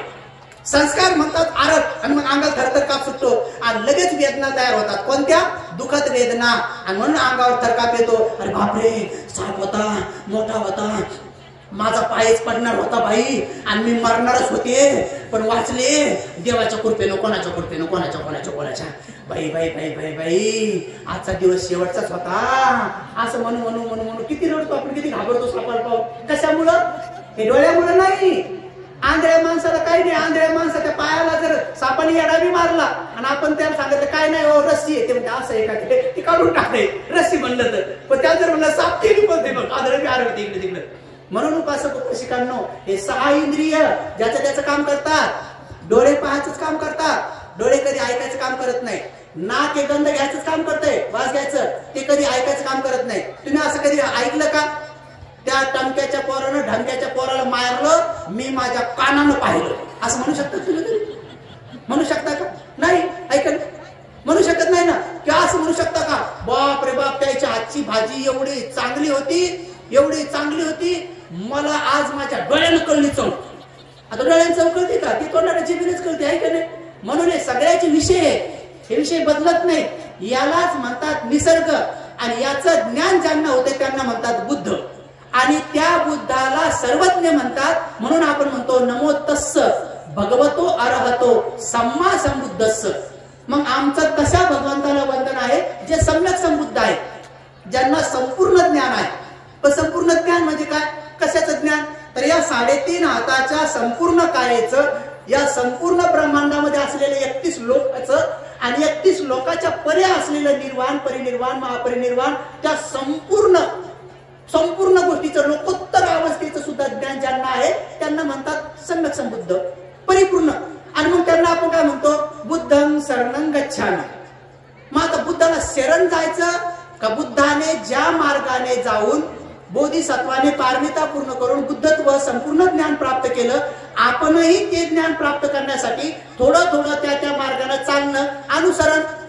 म्हणून बुद्धं शरणं गच्छामि म्हणजे सरळ सरळ ज्या संपूर्ण ज्ञानाला आमच्या भगवंतांनी प्राप्त केलंय, आम्ही सुद्धा त्या ज्ञानाला ऐकून आमच्या जीवनामध्ये ग्रस्त राहून का होत नाही, महिन्यातले 4-4 दिवस अष्टशिलाचं पालन करून, बाकीचे दिवस पंचशील पालन करून, जसं आम्हाला जगा वाटतंय तसं दुसऱ्याला जगण्यासाठी आम्ही प्रयत्न करू. त्याला मारणार नाही.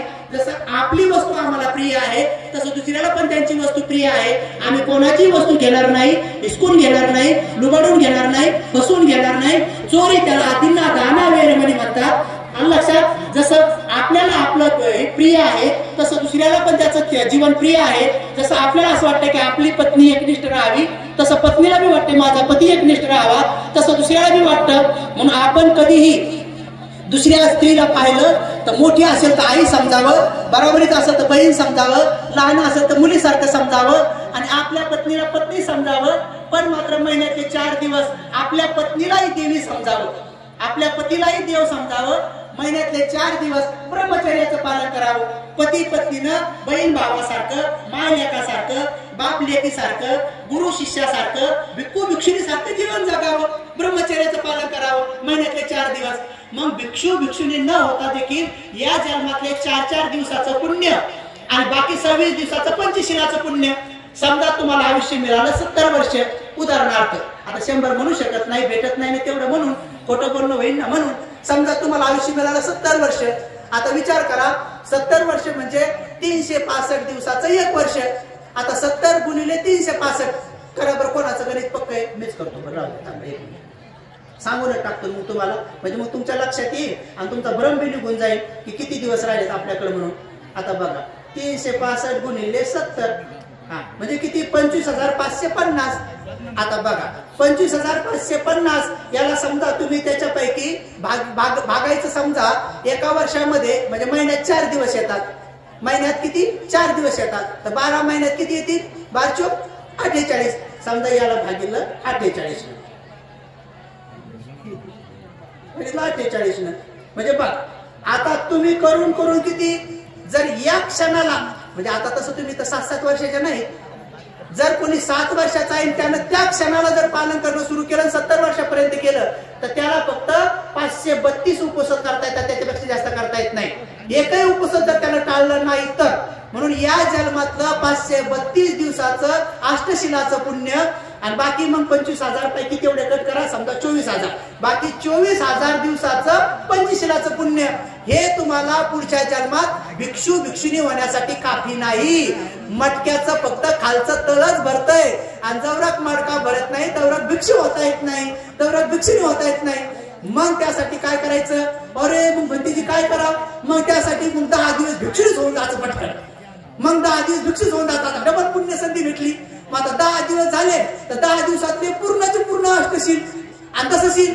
मग आता पुन्हा मोजा, 10 दिवसाचे पूर्ण 24 घंटे मी तुमच्याकडून काय होऊ लागलं? दसशील. मग आता पुन्हा ते काय करा, 10 दिवसाचे 70 वर्ष तुम्ही दरवर्षी 10 दिवस 10 दिवस 10 दिवस मग करा पुन्हा. किती? 70 वर्षाला 10 न पुन्हा. मग तेवढ्या दिवसाचं दसशिलाचं पुण्य मग समजून घ्यायचं तुमचा मडका झाला अर्धा अर्धा अर्धा झाला. मग पुन्हा तुम्ही काय विचार करायचा, अरे सांसारिक जीवन 40-50 वर्षापर्यंत ठीक आहे, 50 वर्षाचं झालो, आपला मोठा पोरगा किंवा मोठी पोरगी नोकरीला लागली तर त्याला बोलवून घ्यायचं, सांगायचं दादा हे भाऊ बहिणी यायचं आता थोडस हे कर, असं कर तसं कर, हे शेत तुला घे, त्याला घे, त्याला घे, असं तर द्यावं, शेत नाही तर दुसऱ्याचा द्या सांग नाही तर म्हणतीची म्हणले शेत द्यावा, असं तर द्यावं, हे त्याला द्यावं. आणि लगेच काय करा, राहिलेलं जेवढं आयुष्य पूर्ण पुढचं 60च्या पुढचं घरी सुनाला कुरकुर करायसाठी आणि कोणाला कुरकुर करायसाठी घरी थांबूच नाही, कुटकुर भिक्षुणी होऊन जावा. म्हणजे राहिलेले पुढचे आणखी 10-12 वर्ष, आता 10 वर्ष भेटले ना पूर्णचे पूर्ण. आणि मग समजून घ्यायचं की तुमचा 3 हिस्सा मटका भरला, 3 हिस्सा मटका भरला आणि भरला तर मग त्या राहिलेल्या पुढच्या आयुष्यात म्हणजे वयाच्या शेवटच्या 10 वर्षात जरी तुम्ही भंतेजी झाले तर मग भंतेजी कसं व्हावं, जसं पूज्य भंतेजी झाले.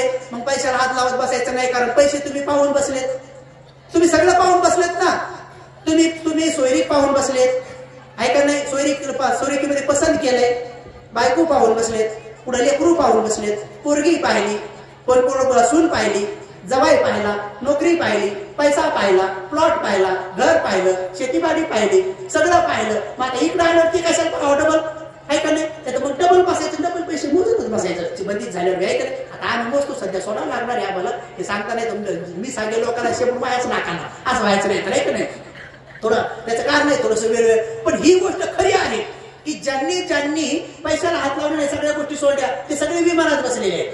जे आमच्यासारखे समजा पैशाला हात लावतात ते सध्या ट्रेन मध्ये बसलेले आहेत. आता ट्रेन कधी थांबली, 1 घंटा 2 घंटे कुठं याचा काही नियम सांगता येत नाही, अवघडच प्रवास आहे.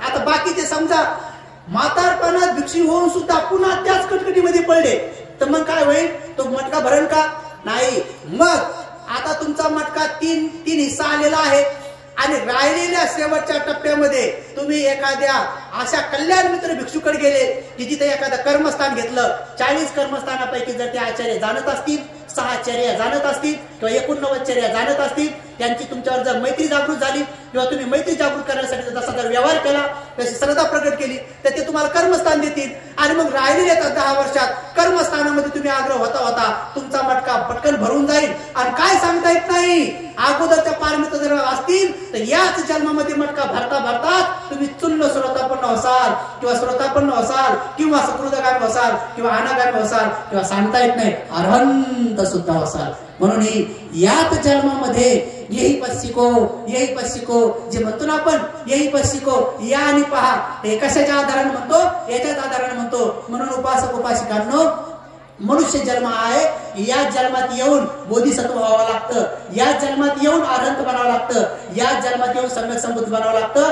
तुझी देव लोकांमध्ये येणारे बुद्ध बसलेले असतात ध्यान करत, असंख्य कालावधीपर्यंत, मोजता येत नाही तेवढ्या कल्पापर्यंत बसलेले असतात, पण तिथं सम्यक संबुद्ध होता येत नाही. का? कारण तिथं नाम आणि रूपाची जी विधी, विपස්සना विधी जी आहे ती तिथं करता येत नाही. म्हणून त्यांना इथं मनुष्याचा जन्म ग्रहण करावा लागतो. या मनुष्याच्या देहामध्येच अनंत पद प्राप्त करता येते, इथंच बुद्धत्व प्राप्त करता येते, इथंच चक्रवर्ती सम्राट पद प्राप्त करता येते, इथं सगळे पद प्राप्त करता येते. एवढा सुंदर मनुष्याचा देह भेटला. म्हणून कळत न कळत ज्या गोष्टी घडल्या असतील, फाटलेल्या कपड्याला शिवणं हा इलाज आहे, मळलेल्या कपड्याला धुणं हा इलाज आहे, मळलेल्या डोक्यामध्ये शॅम्पू लावून त्याला धुणं इलाज आहे, भांड खराब झालं त्याला स्वच्छ करणं इलाज आहे. आपल्याकडून कळत न कळत 25 तुटला असेल ते सोडून द्या, पश्चाताप ही गोष्ट बौद्ध धर्मामध्ये नाही, सोडून द्या. जर हत्याचं कर्म जर आपल्याकडून झालं असेल तरी आता इथून पुढे तुम्ही प्राण्यावर लालन पालन करा. जर चोरी होऊन पडली असेल आपल्याकडून, आता इथून जाणीवपूर्वक दान देणं सुरू करा. जर कदाचित आपल्याकडून दुराचार बी झाला असेल, कदाचित दुराचार झाला असेल, परपुरुष गमन, परस्त्री गमन झाला असेल, पश्चाताप नका करू. त्याच्यावर एकच इलाज आहे, आता जाणीवपूर्वक ब्रह्मचर्याचं पालन करा, कटाक्षाने ब्रह्मचर्याचं पालन करा. आता आपल्या पुरुषासोबत सुद्धा पौर्णिमेच्या दिवशी, चतुर्दशीच्या दिवशी, 2 उपवासाच्या दिवशी आपल्या पत्नीसोबत सुद्धा एकत्र यायचं नाही. ब्रह्मचर्याचं पालन करा. तेच इलाज आहे, तीच सुई आहे, तेच शिवण आहे. जर दुराचार झाला असेल तर त्याला नष्ट करायचा दुसरा इलाज नाही, ब्रह्मचर्याचा इलाज आहे. ब्रह्मचर्याचं पालन केलं ते सगळे कर्म जाळले जातात. कसे जाळले जातात? कुजवले जातात. कसे कुजवले जातात? समजा उदाहरणार्थ तुम्ही कणग्या पाहिले का? कणग्यामध्ये धान्य साचवत होते आणि कणग्याला खालून बोळा होता. समजा त्या कणग्यामध्ये 1 क्विंटल गहू आहेत आणि खालीून तुम्ही समजा बोळा काढला, 10 किलो गहू दळून आणले, 20 किलो दळून आणले आणि 90 किलो दळून आणले. 90 किलो गहू दळून आणले आणि वरून पुन्हा 100 किलो टाकले तर ते खालचे 10 किलो पुन्हा तुम्ही दळून आणू शकता. पण समजा तुम्ही तेच गहू पोत्यात भरले, ते गहू पोत्यात भरले आणि वरून काढले, वरून 10 किलो दळले, 20 किलो दळले, 90 किलो दळले आणि शेवटचे 10 किलो दळायचे वरून आणून पुन्हा 90 किलो टाकले, ते खालचे 10 किलो गहू तसेच राहिले. पुन्हा 90 किलो खात आले, पुन्हा त्याच्यावर 90 किलो आणून टाकले, ते खालचे 10 किलो तसेच राहिले. असे 5-6 वर्षे करत राहिले. 10 वर्षाने ते खालचे 10 किलो गहू काढा आणि जमिनीत पेरा, ते उगवत नाही कारण ते कुजून गेले. आता त्याची पात्रता कमी झाली. तसं आपल्या हातून जर पाप कर्म घडेल असेल त्याच्यावर पुण्य टाका, पुण्य टाका, पुण्य टाका, पुण्य टाका, एवढं पुण्य टाका, ब्रह्मचर्याचं एवढं पालन करा की ते खालचं कर्म कुजून गेलं पाहिजे, जळून गेलं पाहिजे, ते वर मुंडकं काढलं नाही पाहिजे. फोडून सांगितलं, कळलं का नाही? कळलं असं तर जरा जोऱ्यान मान हलवा, नाही तर असं हात वर तरी करा. काहीतरी माझं कळू तर द्या, समजा तुम्हाला कळू लागले नाही, ऐका नाही. नाही तर आता माझं पहिलंच तर आतडं काढलं इथलचं, आता हे दुसरं की काय माहित काय आता काय सुरू माहित नाही, ऐका नाही. मी बिमारी पण आता नीटच झालं वाटतंय होते का, भंतीजीची मैत्री असली डोक्यावर हात ठेवला तर मी तर नीटच होऊन जातो. आणखी चांगलं काम करायचंय. म्हणून माय मावल्यांनो, एकमेव इलाज आहे. जशा प्रकारे मळकं भांडे चांगलं दिसत नाही पण ते धुतलं तर कोणाला तिच्या जेव्हा वाटतंय, तसं आपणच स्वतः आपल्याकडून जर मळकं पंचशील तुटला असेल तर आपलंच मन खातंय. पण ज्या दिवशी तुम्ही ठरवलं आणि तुम्ही स्वच्छ धुतलं तर तुमचा तुम्हालाच अभिमान वाटेल आणि आपल्यालाच गर्व वाटेल आणि आपल्यावरच प्रेम उत्पन्न होतं आणि आपल्याला चांगलं वाटतंय आणि इतकं मस्त वाटतंय. रस्त्यात चालताना बी आपला चेहरा हसरा असतोय. कोणी म्हणतो बाई लय खुश आहे, तुम्ही बी खुश व्हा ना, मन तुम्ही बी पालन करा, मग लय चांगलं वाटतंय. मग तोंड भरून आपण कोणाला बी जय भीम म्हणतो आणि ज्या माणसानं असं पालन नाही केलं मग ते कोणाला बी वसकून धावते, कोणाला वसकून धावतंय, मग ते जय भीम बी नीट करत नाही. मग घरात तुम्ही पाहिलं ना, मग बाया भांडणं करतात. नवऱ्याने एक शिव दिली तर ते चक्र फिरवतात, मग धम्मचक्र नाही फिरत, मग भाऊचक्र फिरतय. नवरा काहीतरी म्हणला मग बाई बाप रे बाप, बाई म्हणजे असं म्हणाव का, तसं म्हणाव का, बरं म्हणले तर म्हणले पण तिच्या पुढं म्हणाव का, तिच्या पुढं म्हणाव का, त्याच्या पुढे म्हणाव का. मग लोक तर तसेच पाहतात आणि जे नवऱ्याने एकच शिवी दिली ती ऑफिस मध्ये गेले विसरलंय, पण बाईने 100 वेळेस म्हणून घेतली, फिरवली, लय फिरवली.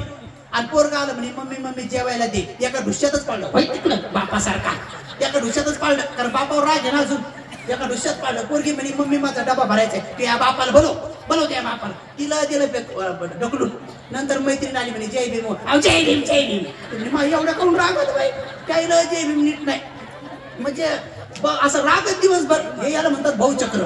धम्मचक्र नाही फिरत, मग भाऊचक्र फिरतंय. आणि अशा रीतीनं बरं तरी झालं जय भीम फुकटचे.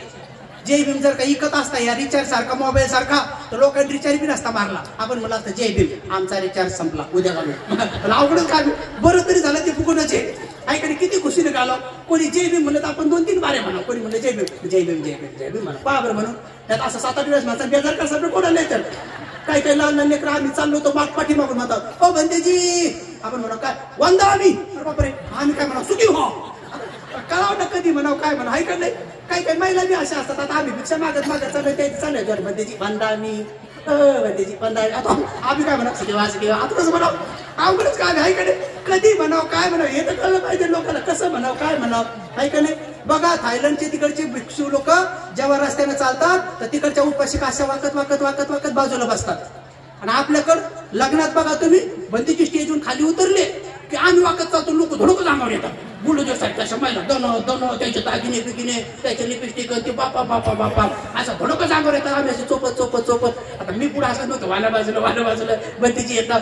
तुम्ही आता लोकांना कळावं बघत आहे का नाही. आपण बी कोणी भंतीजी आले तर थोडासा चोपून जावा बाजूला, आहे का नाही. श्रीलंकेमध्ये भंतीजी जर मेन रोडनं चालले तर हायवे रोडच्या गाड्या पण थांबतात. आपल्या देशात भंतीजी जर चालले तर अंगावर गाड्या येतात.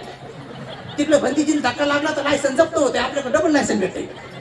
तिकडे भंतीजीला पहिले सीट आहेत, आपल्याकडे डायरेक्ट लगे टायरवरच असं सुपळल्यासारखंच. आलो म्हणलं बाबा आपल्या देशात आल्या बरोबर कळतं इकडे कुठं अवघडच काम आहे. म्हणजे आपल्याकडे आपल्या उपासकाचं रिझर्वेशन असलं कोणी भंतीजी जर गाडीत चालले तर पटकन उठावणार भंतीजी बसा. मुसलमान माऊली काळ्या कपड्याची जर गाडीत चढली तर पटकन उभे राहतात ते बिचारे. चला कमीत कमी ते जात पाहून का होत नाही, महिला जागा तर देतात. आपण कोणत्याही कपड्यातली माऊली असो तिला जागा द्यावा आणि भंतीजी दिसले तर लगेच जागा द्यावा. पण आपले काही लोक भंतीजी दिसले तर बोलतच नाहीत, खाली आल्यावर मग म्हणतात भंतीजी वंदा मी, कारण आत म्हणलं असतं तर बसावं लागलं असतं ना शेजारी. आणि भंतीची जरी रिझर्वेशन असलं म्हणते भंतीची वंदावी आम्ही आपल्याच येतो पलकर म्हणलं बरं मला पलकर असं घुसा देते लांब नेलं. आता का खाली पाडता म्हणलं, आता आता बसायचं असं नेलं पडकडच नेलं म्हणजे अवघडच काम इकडे. आज ना आपण असं शिकलो नाही. कोण्या रिक्षात भंतेजी दिसले तर उतरल्याबरोबर म्हणा भंतेजी राव द्या, मी देते पैसे, मी देतो पैसे म्हणाव का नाही. किती चालून संधी आली. अरे तुम्हाला भंतेजीचं दर्शन झालं, रिक्षात भंते दिसले तर पटकन पैसे द्यावं. काही लोक तर भंतेजीकडेच वाट पाहतात, भंतेजी सुट्टे नाही देतात का तुम्ही त्या म्हणतात भंतेजीने द्यावं. ऐकडे अवघडच काम इकडे म्हणजे अजब गजबच कारभार आहे. म्हणून थोडंसं हळूहळू शिकून घ्या आणि हा धम्म शिकला तर निश्चित स्वरूपात आपलं मंगल झाल्याशिवाय राहणार नाही. मला असं वाटतं मी उलसक बोलतो म्हणून लईच बोललो, काय करायचं जास्तच बोललो. तर मी तुम्हाला शेवटची एक गोष्ट सांगतो आणि नंतर धम्मदेशन समाप्त करतो. उपासक आणि उपासिकांनो, सगळ्या उपासक उपासिकाला समजावं म्हणूनच मी दरवर्षी एक कॅलेंडर काढतो, ज्ञान सत्यशोधक नावाचं. ते प्युअर बुद्धिस्ट कॅलेंडर आहे. तिच्यामध्ये कोणताही सण उत्सव त्योहार नाही, कारण हिंदू धर्माच्या सणानं आपल्या गरिबी आणली होती. दर 8-15 दिवसाला हे सण आहेत, हे उत्सव आहेत, हे त्योहार आहेत. म्हणून मी ते कॅलेंडर मधून सण काढूनच टाकले. बऱ्याच उपासक मला फोन आले म्हणजे बंदेजी आपल्या कॅलेंडर मध्ये पंचमी कधी आली कळलीच नाही, म्हणजे ती कळू नये म्हणूनच केली म्हणलं. ती डोक्यातूनच केली पाहिजे तुमच्या. म्हणजे बंदेजी पोळा कधी आला कधी गेला काही कळलाच नाही म्हणे. मी आणलं तो कळलाच नाही पाहिजे. एक जण म्हणे बंदेजी तुम्ही गांधीजीची जयंती सांगितलीच नाही. म्हणलं मुद्दाम सांगितली नाही, त्या टकलू बाबाची. त्याने हेरवड्या ज्या ते बेजार केला म्हणलं बाबासाहेबाला. काय करायचं म्हणजे त्याचं जे पाहिजे ते दिले म्हणलं तुम्हाला. तिच्यात पौर्णिमा आहेत, तिच्यात उपवासत आहेत, मोठ्या मोठ्या बंदीजीचे जन्मदिवस आहेत, त्याचे संपदा दिवस आहेत आणि जे पाहिजे बाबासाहेबांचे विचार आहेत, हे काही जाहिरात नाही. आपले बुद्धिस्ट कॅलेंडर तुम्ही उर्दूचं कॅलेंडर घ्या, उर्दू भाषेतलं कॅलेंडर घ्या, तिच्यामध्ये बुद्ध जयंती बाबासाहेब जयंती नाही सांगितलेली. तुम्ही फारसी कॅलेंडर घ्या, तिच्यामध्ये बाबासाहेबांची बुद्धाची जयंती नाही सांगितली कबीराचं काय. तुम्ही संस्कृतचं कॅलेंडर घ्या, संस्कृतचं, तिच्यामध्ये बाबासाहेबाच्या किंवा बुद्धाच्या जयंतीला नरक दिवस लिहिलेला आहे. तुम्ही दुसरं कुठलंही कॅलेंडर घ्या, ते बुद्धाच्या धम्माचा प्रचार करणारे कॅलेंडर नाही. पण आपले कॅलेंडर घ्या, आपले कॅलेंडरचे नाव जय भीम, मोदी, आमक ढमक टमक, आणि त्या सगळ्यामध्ये दसरा, दिवाळी, नामुकन ढमुकन टमुकन, सगळ्या चतुर्दशान काय काय काय काय सगळं सांगितलेलं आहे. अरे बुद्धिस्ट कॅलेंडरनं फक्त बौद्ध धम्माचा प्रचार करा. तिच्यामध्ये जाहिराती बी भरपूर, टमक्या टपऱ्याचं दुकान, आईस्क्रीमचं दुकान, ब्युटी पार्लरचं दुकान. अरे आपण कशाला प्रचार. मी असं कॅलेंडर काढलंय, तिच्यात फक्त बौद्ध धम्माचा प्रचार आहे, दुसरं काही नाही. ज्ञान सत्यशोधक नावाचं कॅलेंडर आहे. थोडेसे 50-100 असतील. तिकडं गजानन काळे नावाचे एक उपासक बसलेला आहे. थोड्या टायमात तुम्ही ते घेऊ शकता. भिक्षू लोकांसाठी ते फ्री आहे. उपासक उपासिकांनो, त्याच्यामध्ये 4 उपसत आहेत. पौर्णिमेचं महत्व आहे आणि विशेष रूपानं बंदीजींच्या उपसंपदाच्या तारखी यासाठी टाकलेल्या आहेत की तुम्हाला त्या दिवशी अष्टशील पालन करावं. तसं आज पूज्य बनते आपल्या बनबंदीजीच्या निमित्ताने आणि गुरुजीच्या निमित्ताने आपण आज उपसत घेतलं. याच्यामुळे तुम्हाला काय फायदा होतो माहितीये का. जे मटका तुमचा थोडा भरत आलेला आहे का नाही, तो टनकन एक ग्लास भर पटकन पडतो. आणि एक पटकन पडलं कारण क्षीणास्त्र जे काही उपासक समजा मार्गगामी किंवा फलगामी असेल, त्यामध्ये बाबासाहेब बोधिसत्व आहेत, गुरुजी सुद्धा सर्वतापन्न आहेत असं बनबंदीजी म्हटले होते. बंदीजीच्या मुखातून ऐकलं. यांच्यासाठी केलेलं उपसत हे तुम्हाला इतक्या लवकर ते घडा भरवण्यासाठी सहायकारी ठरतं.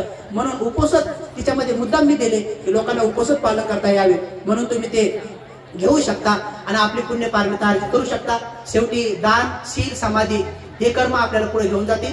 एक शेवटचं उदाहरण सांगतो आणि नंतर प्रवचन समाप्त करतो. एक छोटीशी गोष्ट आहे की काही लोक बरेच चिकट असतात.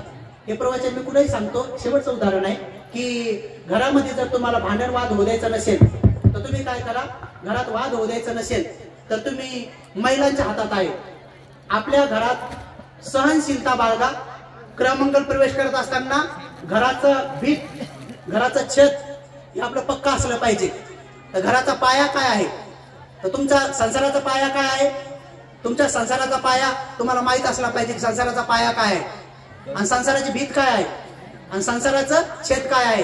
म्हणून उपासक उपासिकांनो, संसाराचा पाया आहे तुमचं शील. संसाराचा पाया तुमचं शील आहे आणि संसाराची भीत तुमची सहनशीलता आहे. तुमची सहनशीलता आहे आणि संसाराचे छेद आहे तुमची क्षमाशीलता. म्हणजे घरात माफ पण करा, तुमच्या संसारात भांडण होणार नाही. आणि एवढंही करून जर नवरा मारत असेल, काही भांडण होत असेल, तर तुम्हाला एक आयडिया देतो. ज्या महिलांचा पती मारत असेल, भांडणं घरात सासऱ्याचे होत असतील, तर काय करा.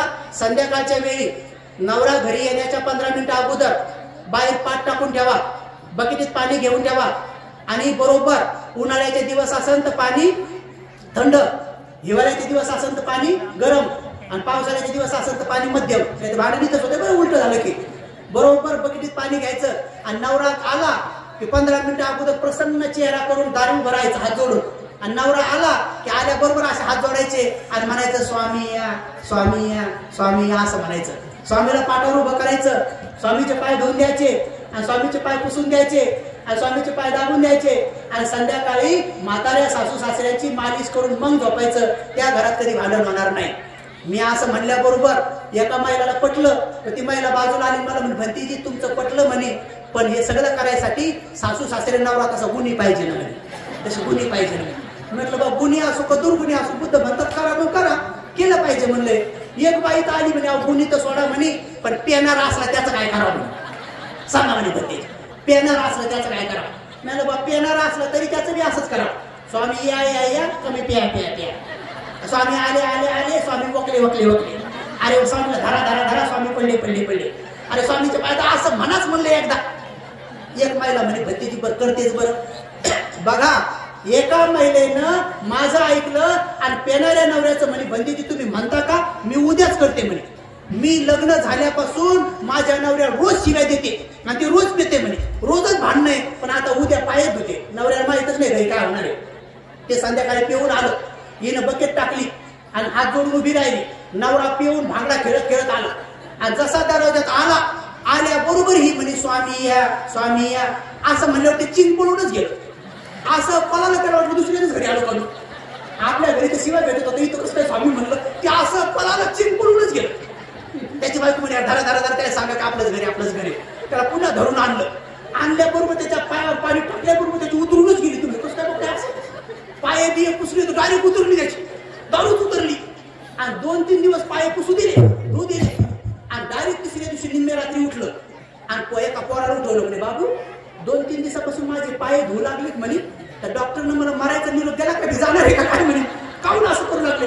ते म्हणे नाही नाही पप्पा, ते भंतीजीने सांगितले कोणीतरी मम्मीला, म्हणून मम्मी तशी करू लागली. त्यानं दारू सोडून दिली आणि सीधं घरी येते. की आईने मला फोन करून सांगितलं भंतीजी प्रयोग सक्सेस झाला म्हणजे घरीच येते म्हणे, आता बिलकुल पेत नाही म्हणे. आता कोणी म्हणलं प्यायचे नाही म्हणतंय. बघा एका दुर्गुणी पत्नीचे दुर्गुण एका सद्गुणी पत्नीने दूर केले. म्हणून मायमावल्यांनो तुम्ही सद्गुणी बना. आणि आमचे भंतीजी म्हणतात की पुरुषांनी रोज महिलांचे पाय धुवून जरी पेले तर महिलांचे उपकार भेटणार नाहीत. का? कारण की फॉरेन मध्ये दर 18-15 दिवसाला नवीन नवीन नवरे करण्याची परंपरा आहे. पण आमच्या मावल्या एकदा लग्न केलं तर शेवटपर्यंत त्यांचा संसार केलेले नेतात. म्हणून यांच्या कुशीत अरंत जलमतात, मोदीसत्व जलमतात आणि बुद्ध जलमण्याची पात्र सुद्धा यांच्याच कोकमध्ये एका यांची पवित्र कोक अष्टशिलाने बनते. म्हणून यांचे बी आनंद उपकार आहेत. आजच्या क्षणी एवढाच उपदेश देतो आणि धम्मदेशना समाप्त करतो. सर्वांचं कल्याण, सर्वांचं मंगल, सर्वच सुखी. साधु साधु साधु.